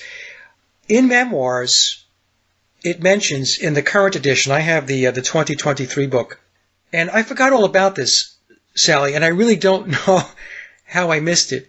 Biological Paul used to wear glasses, mm-hmm. and there are many images where he's wearing them. Mm-hmm. And we have to ask ourselves, when did we ever see Billy wearing glasses, except when he does his Buddy Holly impersonation? Right? Yeah. Right? Other than that, talk to Vicky about Buddy Holly. She's been working on this Frankenstein stuff. She's been like, it took her a while to go, I'm not getting this. And then I explained it to her. And then she started looking into the Illuminati stuff. And she was like, oh, my God, you're right about this. Yeah, when you first mentioned it, I was like, a Frankenstein connection? And we're going to talk about it. Now, I didn't discount it because I've learned a long time ago, don't discount anything. You just don't know. There's so much weirdness out there in this reality. Mm-hmm. Yeah. If you just take something, just throw it overboard immediately, you could be missing a big piece to the puzzle. Mm-hmm. So my advice is not to do that. Now, what I want to talk to you about is, since your discovery and the presentation that we did when you came on the show back last October, there have been some what I'll call proof points, some evidence that has emerged that validates your discovery. And one of them is the Pudsey photo, where Billy is posing with Pudsey the bear. Now, for those of you who didn't watch my recent presentation, Pudsey is the official logo of Children in Need. And Children in Need is the BBC's UK charity. And I'll read from the chart that I presented back a couple of months ago. Since 1980, it has raised over $1.5 billion for disadvantaged children and young people in the UK. And then I asked the question, but aside from Billy promoting Children in Need, is he giving us a hidden clue about himself? So, and you'll see this image, folks, in the presentation, because I'm going to put it into the slideshow. So we have Billy standing with Pudsey the bear, who is a mascot for Children in Need. And then I asked the question, aside from Billy promoting the charity, is he also giving us a hidden clue about himself? And Pudsey has a patch over his right eye. And you have concluded, Sallie, that Billy is blind in his right eye. And in the image, Pudsey's wearing Billy's Sgt. Pepper outfit. And behind Billy, his left shoulder, is a mushroom from Alice in Wonderland. And we know that he and John Lennon, in particular, were very fond of Carol Lewis's work. Mm-hmm. So when I looked at that image, I took the name Pudsey and ran it through my numerology calculator, Pythagorean numerology, and Pudsey equals 9. And we know that 9 is also the number associated with Billy when he plays his McCartney role. And as I mentioned, Puzzy has a patch over his right eye, and Billy is blind in his right eye, and Puzzy's wearing Billy's Sergeant Pepper costume. So we have to ask ourselves, what's going on here? Mm-hmm. Is Puzzy a representation of Billy? Is Billy telling us something about himself? Yeah. And a really interesting side note is that Pan was always associated with bears, and he did Rooper the Bear. Right. And he's also associated with wolves. And if you watch any of Bill's concerts, in between songs, he's always going, ow, ow, ow. Right. Like a wolf. Right. Which, by the way, I never heard Paul McCartney do. Yeah. Think about that, folks. Okay. There's one thing about the glasses thing, going back to that, is that when you lose something, nature has a way of taking care of it. And if you look at a guy that's in a wheelchair, his arms are really built up, right? So nature has a way of picking up. And you lose one eye when you're a little kid, and the one that's still working winds up being superior eyesight. The eye grows really, really strong. I used to take a lot of vacations with my family, and we would always play that alphabet game where you go through the alphabet with signs and license plates and all this different stuff. And it got to the point that my brothers and sisters would say, well, we'll play if Sal doesn't play. And that was my nickname growing up. I could see the letters before they could barely make out that it was a billboard. My sight was just incredible. I could outshoot anybody I knew. I could outplay them in pool. All those different things that you normally kind of close one eye for. Yeah. I was really, really good at it. And you go back to Bill, he learned the eye yoga, and I think that's one of the reasons that he's, 85 years old, and he doesn't wear reading glasses. I think that's because he only has one eye. And if we go back to Puzzy for a moment, I believe it's possible that what Billy's telling us that as a child, he was also a child in need. Yeah. As a result of trauma-based programs, which we're told about in memoirs, and that perhaps the loss of his eyesight was a result of what you talked about before, some type of ritual abuse. Mm-hmm. I mean, it's horrible to think about. And the one last thing I wanted to mention, and I don't want to belabor this, but Puzzy has red feet. And when I did the presentation, I asked my audience to comment on what they think the red shoes may mean, or his red feet might mean. And a lot of people came back and talked about the Red Shoe Club and how that's tied to ritual abuse. So that was duly noted, but also, I also said in the presentation that red is also representative of fire, which is associated with the sun, and the sun goes back to Egypt, which goes back to Ra and Horus. So we also need to, I think, balance the scales here, because it may not mean ritual abuse. It could, but it also may not mean that. Yeah, red is always associated with Mars, and Mars is a connection in all of this when you go back to Rome. Right. So I guess it's everybody's interpretation.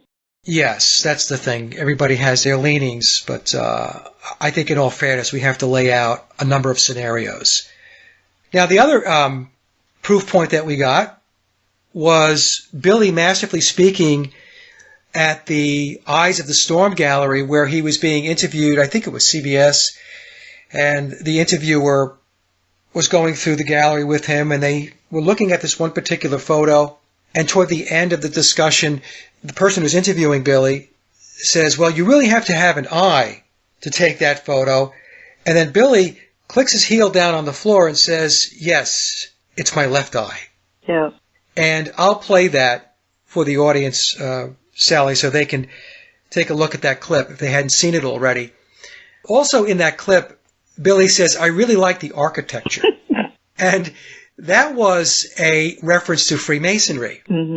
And if you look at the architecture on the building, and I'll put the video in the presentation, just pause it there and you'll see that the architecture are hexagons, 6-sided. But what Billy was pointing back to was Freemasonry, because we know in Freemasonry we have the Grand Architect, right? So that's what I think he was doing. I think he was pointing back to his secret society roots, if you will. Oh, and that guy that was interviewing him said you really have to have an eye for this. The whole thing was called the Eyes of the Storm, and normally the expression is Eye of the Storm. So he called it Eyes of the Storm, and I can't help think that he's referring back to Paul, who supposedly took the pictures, and he had two eyes. Right. Good point. This picture was when we were arriving at, I think it was the Deauville Hotel in Miami. I think your quote in the book was, I can almost hear her scream. Yeah, you can. The cop's got to restrain her, you know. Well, I also love the cop in the foreground who just sort of looks puzzled by everything. I know. Yeah. I like the architecture. So do I. That I actually hotel. love it. But, you know, as we were saying before, that had to be taken really quickly. Yeah. She had to snap that. Yeah. But you have to have an eye to take that. It's my left one. But you have to have an eye to take that. It's my left one. But you have to have an eye to take that. It's my left one. But you have to have an eye to take that. It's my left one. Another proof point is Memoirs has been updated with one whisper message and two footnotes that validate your discovery. So we talked about the whisper message on page 309, and again, let me put my readers on so I can read this. It says, William says eye yoga kept him from needing a reading glass. And as I mentioned before, singular versus eyeglasses, which would be plural, the word glass versus glasses. But then there's a very interesting footnote on page 160. Let me read that real quick. So in the footnote, Tom says, cover art for With the Beatles and Meet the Beatles used shadows to conceal the left eye of each emissary of the New Age, and the emissaries would be the Beatles. Now, celebrities represent the eye of Ra, which is the right eye or the sun, or the eye of Horus, which is the left eye or the moon, by concealing one, usually with a palm, or are sometimes compelled to publicly show one eye darkened by bruising. It changes how they are seen and how they see. With the right eye of Bill given to Horus, his left eye sees what is left. So that's masterfully speaking, which is what Billy was doing back in the gallery when the interviewer said, well, it takes an eye to take that type of picture, and Billy said, yes, it's my left eye. So that's masterfully speaking. And folks, on page 294, and again, I'm using the 2023 edition of Memoirs. So if you have an older edition, some of these footnotes may not be in there. So at the very bottom of page 294, Tom says, although Toth restored the eye that Set destroyed, now an ocular prosthesis would suffice. So that's the second footnote, Sally, that validates your discovery. So when you read that, what did you think to yourself? When I spoke to Tom the first time about the eye, he wrote back and goes, well, it looks real to me. And it was like, okay, I'm not going to say anything else. I'm just going to grab some more evidence. And I went to bed that night thinking about what he said. And right before I fell asleep, I jolted awake and I went, he didn't answer the question. Right. He masterfully just spoke to me and I fell for it.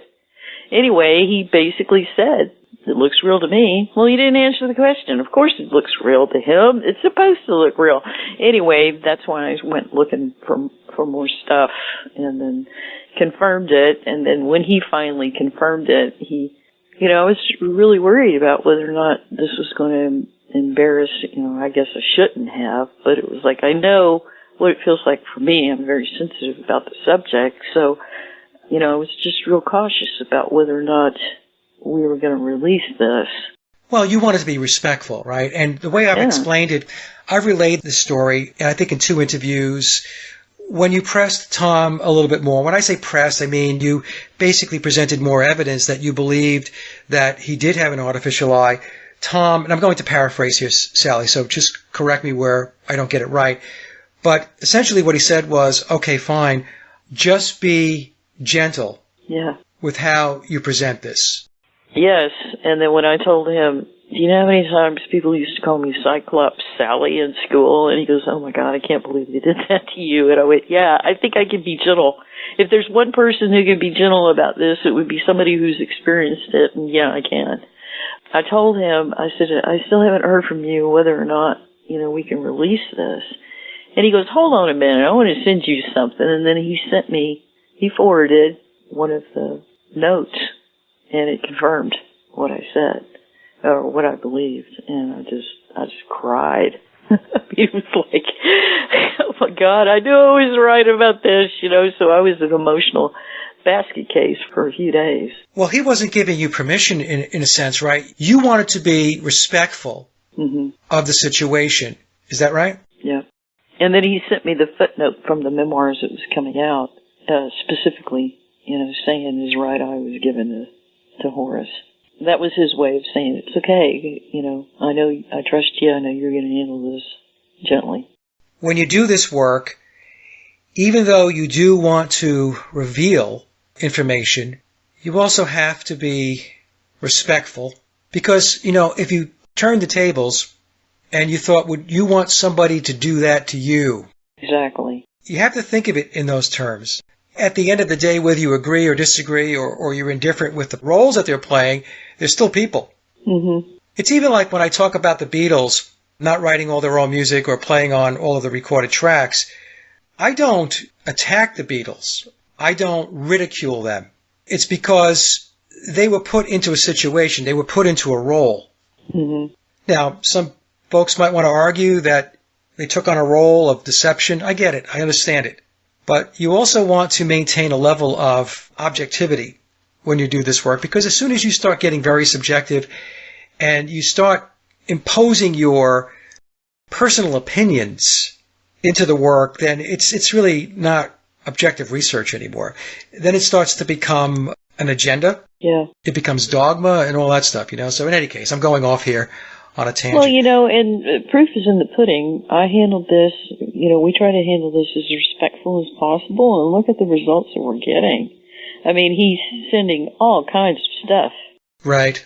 The Pudsey Bear is just one tiny thing he did. He, put out a picture with him, and you can include that in there with the 3 puppies. With the puppies, yeah. Yeah. He even posted that they adopted a new dog, and they called it Jet. Yeah. And in the first presentation, I had a horse named Jet that I talked about, because the fact that we handled this so respectful to him. I talked to Tom, and he goes, well, you don't give off an air of condemnation to him. Right. And it's a whole lot easier to go somewhere where you're welcome. So he's throwing information our way. Yeah, I agree. If you're going to be in attack mode and you're going to be nasty, then, there's a lot of things that won't come your way as far as information goes. Yeah. Vicki and I talked about this, is that if you're open-minded to it, the universe is constantly throwing you stuff. Right. Through synchronicities and stuff, just to show you that you're on the right path. Right. And folks, the image of Billy holding the 3 puppies, the puppy on the right, on his right-hand side, on our left, has the same features as Pudsey. The puppy has a mask masking the right side of his face, so it's essentially the same image as Pudsey. Mm-hmm. What is he communicating? Now, some people, I'm sure, are sitting there going, oh, you guys are connecting dots that are not there. This is just coincidental. And, and you and I talked about this yesterday, Sally. How many coincidences do you need before you realize it's not a coincidence anymore? Well, if you study Manly P. Hall, he talks about that there's some people with alchemy. I've been studying all these guys because of the Illuminati and all that kind of stuff and everything that's led up to this. They will talk about, some people just don't have the eye to see it. Yeah. I realize that there are segments of the population that no matter what you show them, no matter how many dots you connect, they won't see it. And they won't see it for a number of reasons. One will be because they don't want to see it. Mm-hmm. Other times, they literally cannot see it. They cannot discern, which is mind-boggling to me, but I have done this long enough to realize that segment of the population is out there. They cannot connect dots. Oh my God, they walked around with masks, and how many boosters have they taken so far? Right, right. I mean, you're going to have a whole bunch of people that's just like... Now, Sallie, I wanted to talk a little bit about some of the other images you sent over. Now, there's another one, and I'm looking at it now. We have Billy. He's in a white T-shirt. He's got a notepad in his hand, and he's kind of staring off to his left, our right, and he's looking pensive. And here you can see where the right eye and the left eye are not synced up. Yep. And why did he release that picture? That picture just came out recently. I don't know who's, in charge of his publicity and all that kind of stuff, but they're conveying a message from him. Yeah, and what I'll do is, in the presentation when I release the interview, is I'll mask off the left and right hand side of his face like I've done before, and you'll see that his right eye is looking pretty much straight ahead, and his left eye is looking more to his left. And this is something that I have seen, Sallie, whenever he looks hard left, is what I've noticed, is when I see his right eye not tracking exactly with his left eye. That's my own personal observation. And I know you have said that you can see it a lot in concert footage. Oh, yeah. And some of that probably is because he's moving around and he's sweating. And not only can you get air pockets between his eye and his artificial eye, but he's getting tears in there, he's getting sweat in there, so he's having to reach up periodically and adjust it. So that's the best way to see any of this stuff, is to just watch him in concert. You can see it more often in concert footage. And the other thing, Sallie, you pointed out is that a lot of times when he's playing, he positions himself with the microphone so that his left eye can see.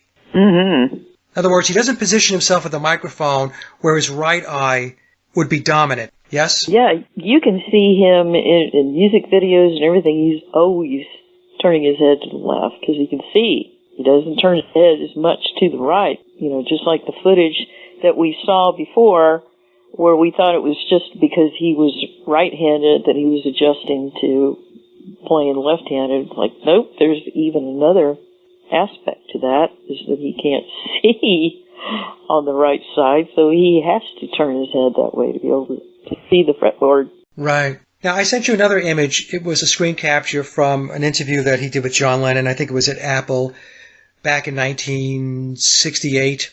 I think it was the last interview they did. And this one caught my interest because, number one, I could see his right eyelid is protruding out. You mentioned this before, where the eyelid, the top of the eyelid sticks out a little bit more because of the artificial eye. But also in this image, I noticed a couple of things. One, it just looks like his right eye is not in alignment with his left eye. It's slightly off. But also, there's a glare at the very top of his right eye that I don't see with his left eye. Mm-hmm. And I'm assuming that glare or whatever is from the cameras from the interview. So, I don't know. Do artificial eyes reflect back light like that? They reflect back light a whole lot more than a real eye does. A real eye has the way of absorbing the light as opposed to reflecting it back. Because that's just a hard plastic, shiny thing. It's got tons of polish on it, and it reflects back.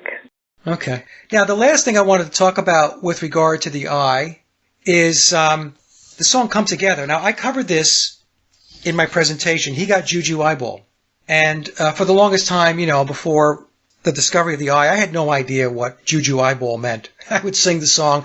In fact, I used to play the song when I had my band. When my sister got married, we played Come Together, and giving no thought whatsoever to Juju eyeball. So of course the lyric is, he got Juju eyeball, he won holy roller. That's another clue. Mm-hmm. Right? Yeah. So let me just read this, Sallie. I believe Come Together is a reference to his artificial eye. So we're told that Juju is an object that has been deliberately infused with magical power or the magical power itself. Juju operates on the principle of spiritual contagious contact based on physical contact. the underlying belief is that two entities, so we think in terms of Paul and Billy, that have been in close contact have similar properties even after being separated. So the separation would be Paul dying. Mm-hmm. It then becomes possible to manipulate one in order to reach the other. So in other words, they are linked together. Thus, in that context, a person's hair, fingernails, a piece of clothing, a shoe, a sock, or a piece of jewelry worn by them are all perfect candidates for juju because they are believed to retain the spiritual aura of their owner. And what caught my attention with this, and by the way, folks, the source to this is Britannica.com. In memoirs, we're told that when Billy met the McCartneys, and Jim McCartney specifically, there was clothing, a shoe, and a sock involved. Mm-hmm. So I thought that was interesting. So Britannica goes on to say, likewise, it is thought that spiritual similarity can be created by deliberately placing two things in physical contact. The underlying belief is that spiritual assimilation and fusion will take place with one entity absorbing the qualities of the other. Oh, wow. I think that that's what Juju Eyeball in the song Come Together was all about. You know, it's really interesting because in Frankenstein, the first thing that happens is that he notices that the left eye pops open. That was the first sign that the thing was alive. And in Rime of the Ancient Mariner, he has a right eye that's sparkling and is like drawing or casting a spell on the person that he's telling the story to. Interesting connection. Oh, okay. Yeah. And he's obviously doing spells. I mean, in memoirs, he talks about that all of this stuff, magic, is nothing other than energy transference. And if you watch him in concert, he's casting spells, in my opinion. That's what he's doing. Yeah, if you read the book, it becomes quite clear that Billy is, he's an occultist. That's my conclusion. He changed the words, the magician's son, to the widow's son. That's one of the expressions that they call harem abith, is the widow's son. Well, it also goes back to Isis, who lost Osiris. Oh, yes, was a widow. Was a widow. Yeah. And I covered that also, and credit to Wendy, because Wendy brought this to my attention. Isis was known as the great magician. So if he is in the role of Horus, then Isis is his mother. And so he would be the son of the great magician. So what I'll do is I'll put the link down to that presentation in the description box below, folks, because if I get into that again, this will go for another 3 hours.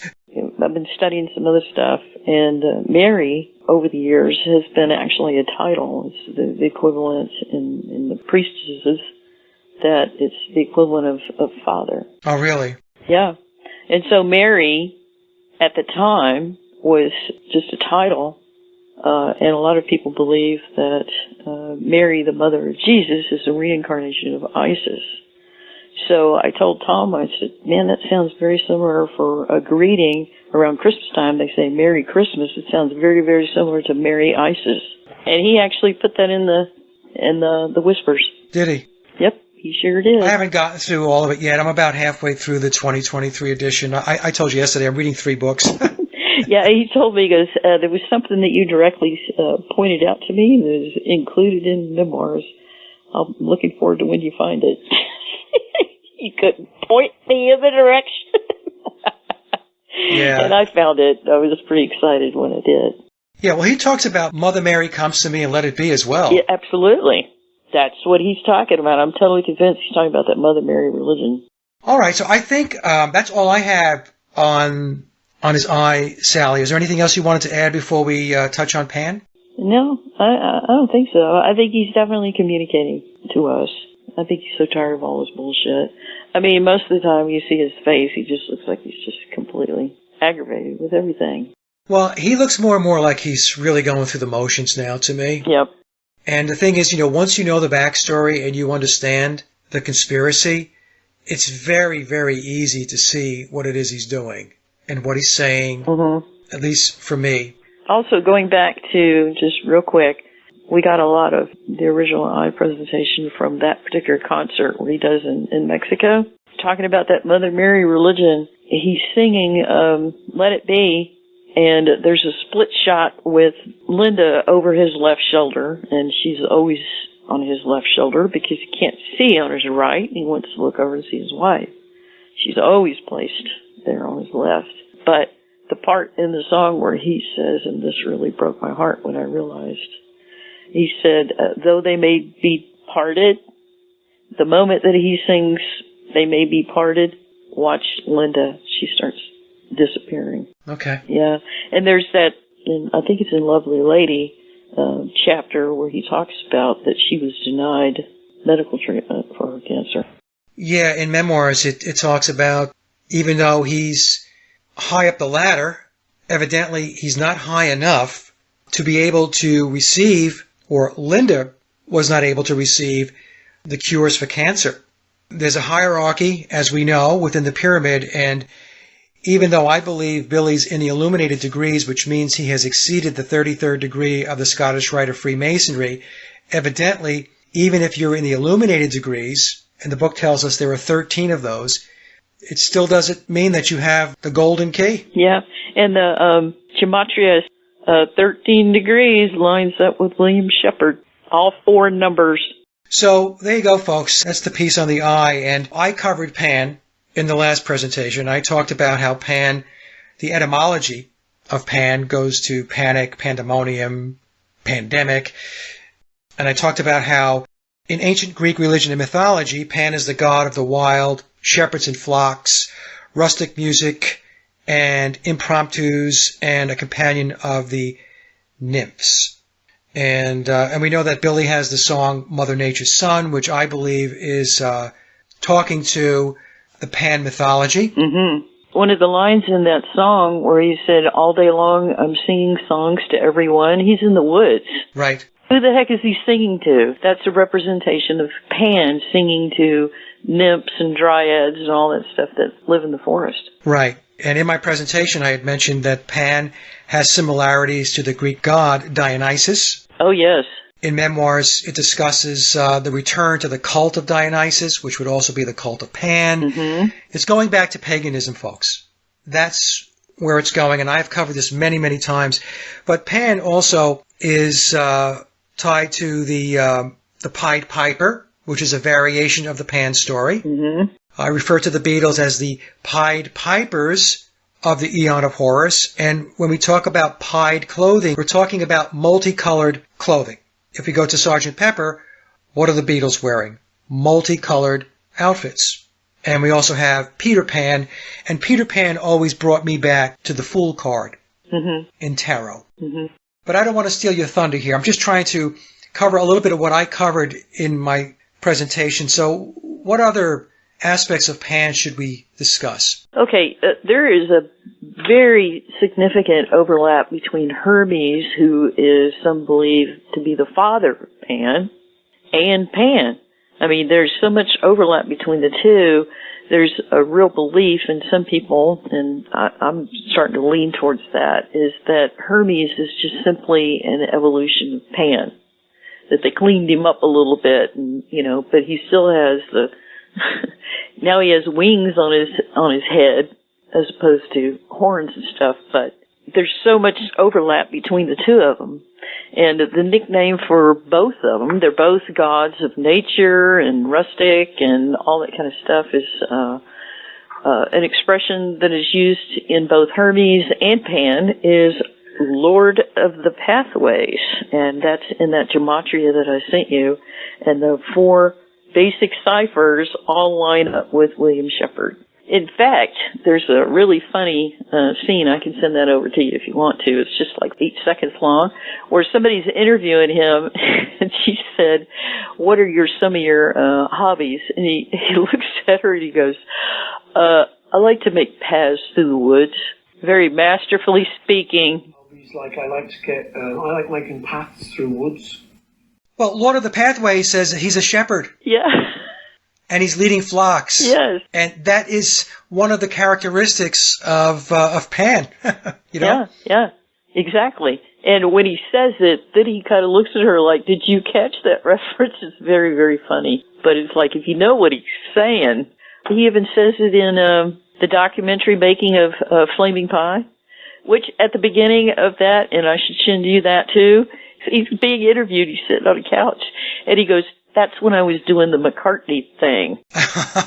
Okay, send that over. Yeah, and he looks at the camera for just a split second, then he goes right back to talking to them. And the first time I heard it, went, did he just say what I think he did? I listened to it 3 or 4 times, and yep, that's what he did. When we first met, Linda and I, she said, I didn't know you played like heavy guitar like this, because I'd have an amp and an electric guitar at home, around about the time when I was doing McCartney.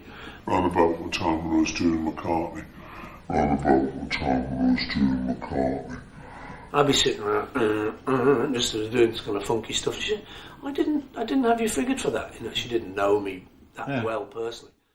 I have an interview of him going back to last year where he said being knighted meant that he can herd flocks through the streets of London. I think it was his daughter who looked it up and found that that's what he has a privilege to. Yeah, he claimed his daughter asked him, right. His daughter said, hey, what does being a knight allow you to do? And he's just dropping clues every which way from Sunday. Yeah.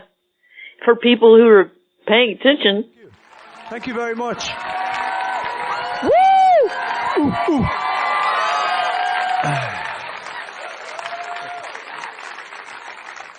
Nice to see you. Nice to see you, Mark. Sir Paul McCartney. Yes, sir. Thank you. Now, being a knight. Yeah. What does that enable you to do? Like, can you go to the British Museum and take out armor? No, but I can drive a herd of sheep through the city of London. That really? Yeah. That's a real thing. Well, what it is, they give you the freedom. It's slightly different. They give you the freedom of the city. Yeah. And my daughter Stella said, "What is it? Did you get anything?" I said, "I don't know. I got to think. I don't know." So she looked it up. Yeah. And she said, "Yeah, it is. I am entitled to drive a flock of sheep through the city of London." I'm surprised Capitol didn't think of that for a publicity thing. This time. Hermes and Pan are so closely connected. Pan, or Hermes, did something really interesting, and I see how this ties into Os and all this kind of stuff. When he was born, he crawled out of his crib. The first thing he did when he left the cave that he was born in is that he saw a turtle, and he turned it into a lyre, L-Y-R-E. He is a liar, L-I-A-R. He's the trickster. Anyway, that evening, he steals the cattle of Apollo. He steals 50 of his cattle. And they can't figure out where he went because he walked backwards. He made the cattle walk backwards. Go back to Crowley, who wants you to write opposite hand, walk backwards. They even talk about Bill was very good about, I don't think he ever could run, but he was actually really good about walking backwards. Yeah, that's Crowley's law of reversal. Yeah. Michael Jackson did the moonwalk, right? Yes, I'm glad you brought that up because Mercury retrograde figures into this as well because we keep coming across the references to Mercury. Mercury is Hermes. If Bill was born on the date that we think he was born on the date, Mercury was in retrograde at that time. When Paul was born, June the 18th, 1942. You believe Billy was born on September 11th of 1937. Yep, I sure do. It just keeps coming up. I mean, the universe just keeps throwing 9/11 at me. I could be wrong, but my gosh, how many times do you have to have that confirmation before you go, all right, I'm convinced? The whole oath thing, this is ancient Greek mythology. Yeah. And Hermes is doing this. But while he was driving the cattle, stealing them from Apollo, there was a guy that witnessed this whole thing. His name was Betos. And when Hermes realizes that this guy has seen it, he said, I require your silence over this. And this guy tells him, a nice little fee will keep my mouth shut. So he gives the guy the money, and he keeps driving the cattle. And then he stops, and he changes into a different outfit, and he comes back dressed completely different, and asks the guy, hey, have you seen anybody with some cattle? And the guy just immediately spills his guts. And Hermes reveals who he actually is, and kills the guy right there. turns him into stone. So we've got these death oaths, right? So yeah, well, Freemasons refer to as their obligations, right? Yeah. So, I mean, if you want to go back to where did all this start, got the feeling that that's where it all got started at.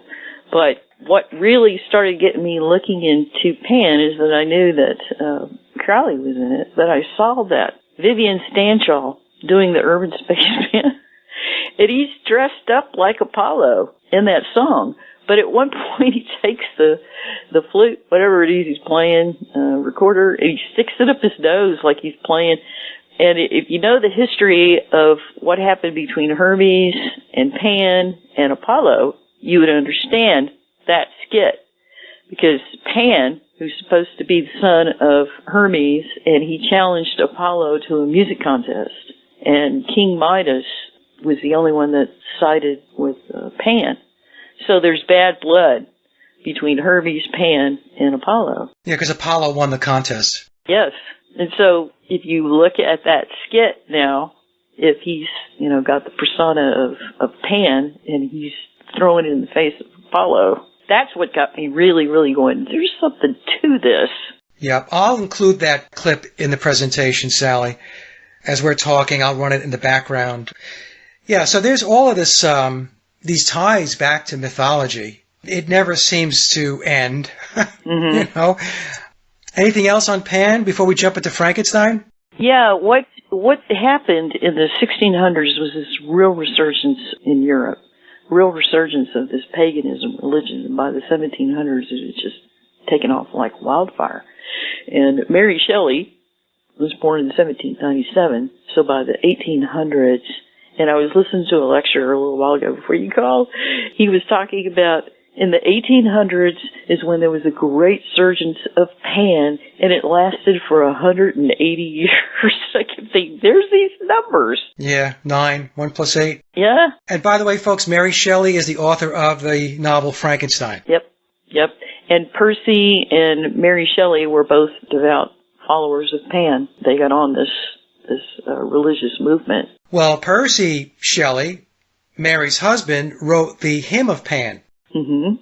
And that is the hymn that Jack Parsons of Jet Propulsion Laboratory fame used to recite before any rocket launch. And Jack Parsons was a disciple of Aleister Crowley. And by the way, there's a book, Sally, that I ordered that hasn't come yet. I'm waiting for it. It's titled Aleister Crowley and the Cult of Pan. Oh, wow. So I'm waiting for that book to be delivered. It's delayed, but as soon as I get it, I'm going to read it, and I'll let you know how it goes. So there's a connection, clearly, of Crowley going back into the cult of Pan as well. Yeah, at his funeral, they read, I think he wrote some poems to Pan, and they read his poem to Pan at his funeral. Should we switch over to Frankenstein? Sure. Okay, so what I'm going to do for the audience, let me read a little bit here to give us a context, and then Sally will take us through Frankenstein. So Frankenstein, the title character in Mary Shelley's novel Frankenstein, and again, Mary's husband is Percy. Frankenstein is the prototypical mad scientist who creates a monster by which he is eventually killed. The name Frankenstein has become popular and attached to the creature itself, who has become one of the best-known monsters in the history of motion pictures. Shelley's novel, Frankenstein, or otherwise known as Modern Prometheus, that's interesting, is a combination of Gothic horror story and science fiction. The book tells the story of Victor Frankenstein, a Swiss student of natural science who creates an artificial man from pieces of corpses and brings this creature to life. Though it initially seeks affection, the monster inspires loathing in everyone who meets it. Lonely and miserable, the monster turns upon its creator, who eventually loses his life. As I just mentioned, the novel Frankenstein is also known as the Modern Prometheus, and I had a side note where Prometheus has been associated with Lucifer. Mm-hmm. And in Encyclopedia Britannica, it mentions that Frankenstein is a monster that torments its creator. So I was thinking about this. If Prometheus is associated with Lucifer, and Frankenstein is a monster that torments its creator, then are we talking about the fallen angels and Yahweh? Yeah, he is like 8 foot tall. The monster is. Yeah. Creature. And they never give him a name either. Also, what you were talking about with the fire, with Prometheus, didn't Bill have an album called The Fireman? Yes. Yep. And as you pointed out, Frankenstein was released. The date reduces to 9/11. Yes, so let's talk about that. So Frankenstein was released on January 1st, 1818. So if we look at the date, January 11th, January is 1, the day is 1, that's 11. 1818 is 9 and 9. 9 plus 9 is 18. 1 plus 8 equals 9. So the release date of the novel Frankenstein is encoded with 9/11. Just amazing. And the book, the novel, starts on December 11th, and it ends essentially on 9/11 when Victor Frankenstein dies. So you're talking about from December 11th to the following September 11th. That's exactly 9 months. The entire book is either 9 or 9/11 encoded. And you've got these characters, right? You got William, who was murdered. There's Victor, who's the doctor. Elizabeth and Mary is, the writer of all this. Queen Elizabeth's middle name is Mary, and she died on the day that the Catholics celebrate the birthday of Mary, Mother of Jesus. Okay, I didn't know any of that. Yep, very interesting connections. And, so you've got William and Victor. On page 86 of Memoirs in the Whispers, it says that Victor was 86th. So you got this theme running all the way through, and Victor goes to the University of Ingolstadt, and he does it when he's like 17 and a half years old, so that would put him at his 18th year. Adam Weishaupt, who's the one who founded the Illuminati. Yeah, the Bavarian Illuminati, yeah. Yes, he was an instructor at the University of Ingolstadt for 18 years. Mary Shelley started writing the book, Frankenstein, at 17 and a half years old. In the book, the creature confronts his creator and says, "I am your Adam." And I read Frankenstein a couple of times because I kept thinking, something's in there that I'm not getting. Something's in here. There's just something nagging at me. And then I finally put it all together, is that Frankenstein is an allegory about the founding of the Illuminati. All of these people that are connected to Mary Shelley, Percy Shelley, Lord Byron, Mary Shelley's parents, her father's name is William Godwin. Her mother's name was Mary Wollstonecraft. Sounds pretty Masonic, Wollstonecraft, and then she took on her husband's last name. But those guys were all involved in the whole Illuminati situation. They were involved in the French Revolution. They were involved in the Enlightenment movement, the whole Renaissance thing that was happening. They were all key players in all of this. So they ran within the elite circles. Yes, absolutely. And Mary Shelley's mother died 11 days after she was born. Percy dies 9 years after he meets Mary Shelley. Yeah, people don't think numbers mean anything. I still get comments like that, which is mind-numbing to me, but numbers are symbols, folks. It's the signs and symbols that Sallie mentioned earlier, and they communicate through numbers. Whether you want to embrace that or not is, that's up to you. Yeah. But I concluded a long time ago that numbers are very, very important. One more thing. If you want to think about the Osiris thing, he was cut up into a whole bunch of pieces and then put back together and then given the spark of life and brought back to life. That's exactly what happens with Frankenstein. And this is all electrochemistry, and we can get into that in a minute. That's a good point.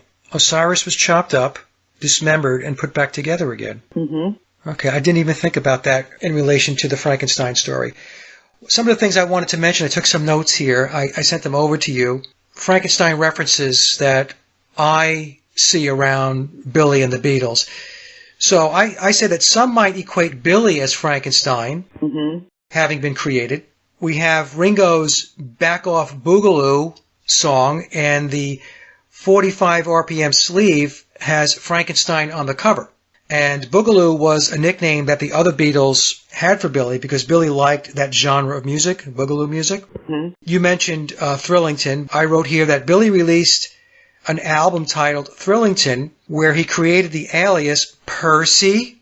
Of course, Mary Shelley's husband's name was Percy. Percy Thrills Thrillington. Wikipedia states that Vivian Stanshall's name, and we're talking about Victor Stanshall. This is the version of Stanshall that did not play in the Bonzos. Billy played in the Bonzos, and Billy hired Victor to play the Stanshall character so that Billy's Stanshall character could run in parallel with his McCartney character. But in any case, so Wikipedia tells us that Vivian Stanshall's name was Victor Anthony Stanshall. So there's the Victor. Victor Stanshall. So that ties back to Victor Frankenstein. Also, keeping with the Bonzo theme, the Bonzos covered the song The Monster Mash, which is a reference back to Frankenstein, as well as singing the song Look Out, There's a Monster Coming. So those were some of the notes that I took, Sally. Yeah, and when he released that, I believe that was 1968 that he did the Monster Mash thing. 68 is an interesting date because that's the year that George Bush Jr. graduated from Yale University. I think there was like 119 students or something. The groundbreaking for the towers was in 1968. 9/11 became the number for people to call for an emergency during 9/11. Really interesting parallels there. That took place in 1968 as well? Yeah, and there's even an interview with David Rockefeller, you know, who's behind the towers and everything like that. And you look at his watch, and it says 9/11. And Bill was sitting on the tarmac when the towers were falling down. Yeah, anytime something's 9/11 encoded, folks, it means that a major transformative event is going to take place or will take place.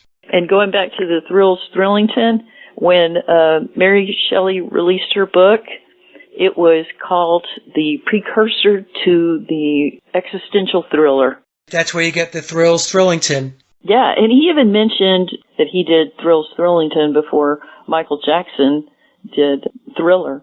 And what's really interesting is that Michael Jackson, if he was born on 9/11, Bill, Paul McCartney, and Mary Shelley were all born during Mercury retrograde. During the time that Bill said that Paul attached to his shoulder, Mercury was in retrograde. When Michael Jackson released the Moonwalk was during Mercury retrograde.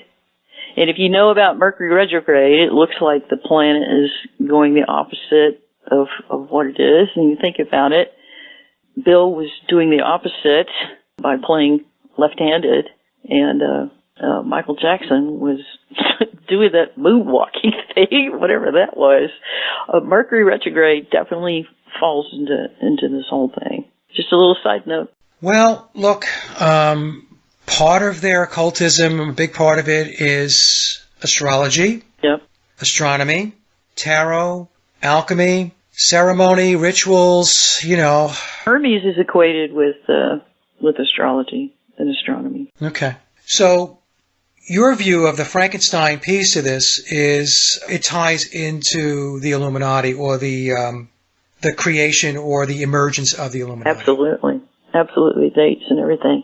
In the novel, he'll put the date, but he won't put the decade. I think she purposely put that in there because it'd be way too too connected. I mean, nobody's ever spotted this before. She had to be very careful about the way that she worded this whole thing. Well, you said that she allegedly wrote this book or started writing it when she was 17 and a half. Mm-hmm. I put that in the same category as William Shakespeare. I don't think that a 17-year-old wrote that book. Well, yeah, Percy Shelley was not that. A lot of people give Percy Shelley credit for it. But he wasn't that much older than her. He was like 4 years older than her. Is it possible it was ghostwritten and they were credited? Could have been. This leads me to Frankenstein has many verses that are directly out of the Rime of the Ancient Mariner. The Rime of the Ancient Mariner is the longest poem to date. I think it takes the Guinness Book of World Records that it's the longest poem. But it was written by a guy named Samuel Taylor Coleridge, and I wonder whether or not that has something to do with Sailor Sam, because the whole poem is about a ship. And Samuel Taylor Coleridge was very good friends with all these people that were popular during the Illuminati founding. As a matter of fact, he recited the Rime of the Ancient Mariner in the living room of William Godwin while Mary Shelley was hiding underneath the couch listening to this when she's a little bitty kid. But so many of these things, and in the Rime of the Ancient Mariner, there's an ancient mariner who begins to tell the story to this guy, and he's got a right eye that is like sparkling. It looks very much similar to that picture you took. His right eye is sparkling. He's casting a spell on this guy, and he's telling the story about what happened to him. And he, killed an albatross, and it created a curse. What's really interesting is that lightning hits the ship, and the way he describes his crew, and the captain is the only one that isn't under this curse, is that they look like they're undead. They look like they, we're still alive, but they're like in suspended animation, which I thought that reminds me very, very similar to wax figures. And Madame Trudeau fits into this. Revolutionary War, when she was apprenticing, she was going downtown to the guillotine and grab heads, most interesting heads that she could find, and she'd load them up in a basket and take them back to where she was learning, and she would set those heads down and reproduce them in wax images. Isn't that interesting? This is during the Revolutionary War. Yeah, it's a little disturbing, but yes, it's interesting. No kidding. Very disturbing. I was reading it going, oh my God, are you kidding me? Anyway, Taylor Coleridge, he talks about how lightning hits and, these guys are under a curse and they come back to life. Well, that's based upon a mystery called The Flying Dutchman. And it was a haunted ship. Talk to any captain, and they will tell you they're quite familiar with the Flying Dutchman. They've seen some weird stuff out of the water as well. But fast forward to when Bill released Percy Thrills Thrillington. It was 1977. And the same year, Rime of the Ancient Mariner was released in a cartoon with Orson Welles reading the poem. Way too much of a connection between the two. Well, also on the cover of Sgt. Pepper, we have the wax figures of the Beatles dressed in their old attire. And I guess we could say that they got brought back to life in the form of the Sgt. Pepper band. I don't know. I think that could be a possible correlation. This is a really interesting angle, too. The movie The Pirates of the Caribbean in Rime of the Ancient Mariner, at one point, he's looking at his men, and they're still in this suspended animation. And he said, "Dead men tell no tales." Fast forward to Pirates of the Caribbean, and Bill plays in the movie Dead Men Tell No Tales. And he plays a character, his name's Uncle Jackie, he's Johnny Depp's uncle. But he's a pirate, but the last few sentences that he says is Johnny Depp's being carried away.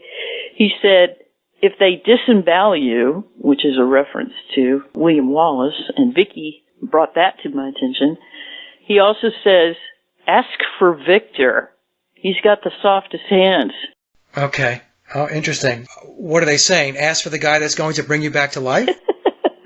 Well, it's definitely a reference to Frankenstein and, Victor, who played Vivian Stanchel. I mean, of all the names that he could have used, he had to use that one. These are all clues. He's been throwing clues out. Right. It's just that we're now catching on to it. Like the eye thing, we've probably seen a whole bunch of this stuff hundreds of times until we figured it out. The thing is, Sally, it's because people don't expect something like that. So you're not looking for it. You're just not looking for it. Well, when people start hearing about the Rime of the Ancient Mariner, hopefully they're going to go out and they're going to listen to it. It's on YouTube. It's narrated by Orson Welles. I mean, you could see the connection between that and Frankenstein. And then for Bill to play in a movie that features the Flying Dutchman, and his few lines in the movie, he gives a reference to William Wallace and to Victor. I think that's worth paying attention to, considering everything else that we're learning here. Yeah, but like I said, you have to have the wherewithal to pick up on that stuff. Yep. It's very deep. Every once in a while I say, I got to do something different. I've been doing this too long. And then something else rolls up on your doorstep. And then you get interested again. You're thinking, oh, well, what's that? Let me take a look. And before you know it, you're up to your eyeballs in it again. You're down the rabbit hole again. And even the name Frankenstein. I learned this from, who's that guy we like? Robert Sepper. He talked about that the Illuminati was actually founded by 3 different people. There's a guy named Jacob Frank, Adam Weishaupt, and one of the Rothschilds.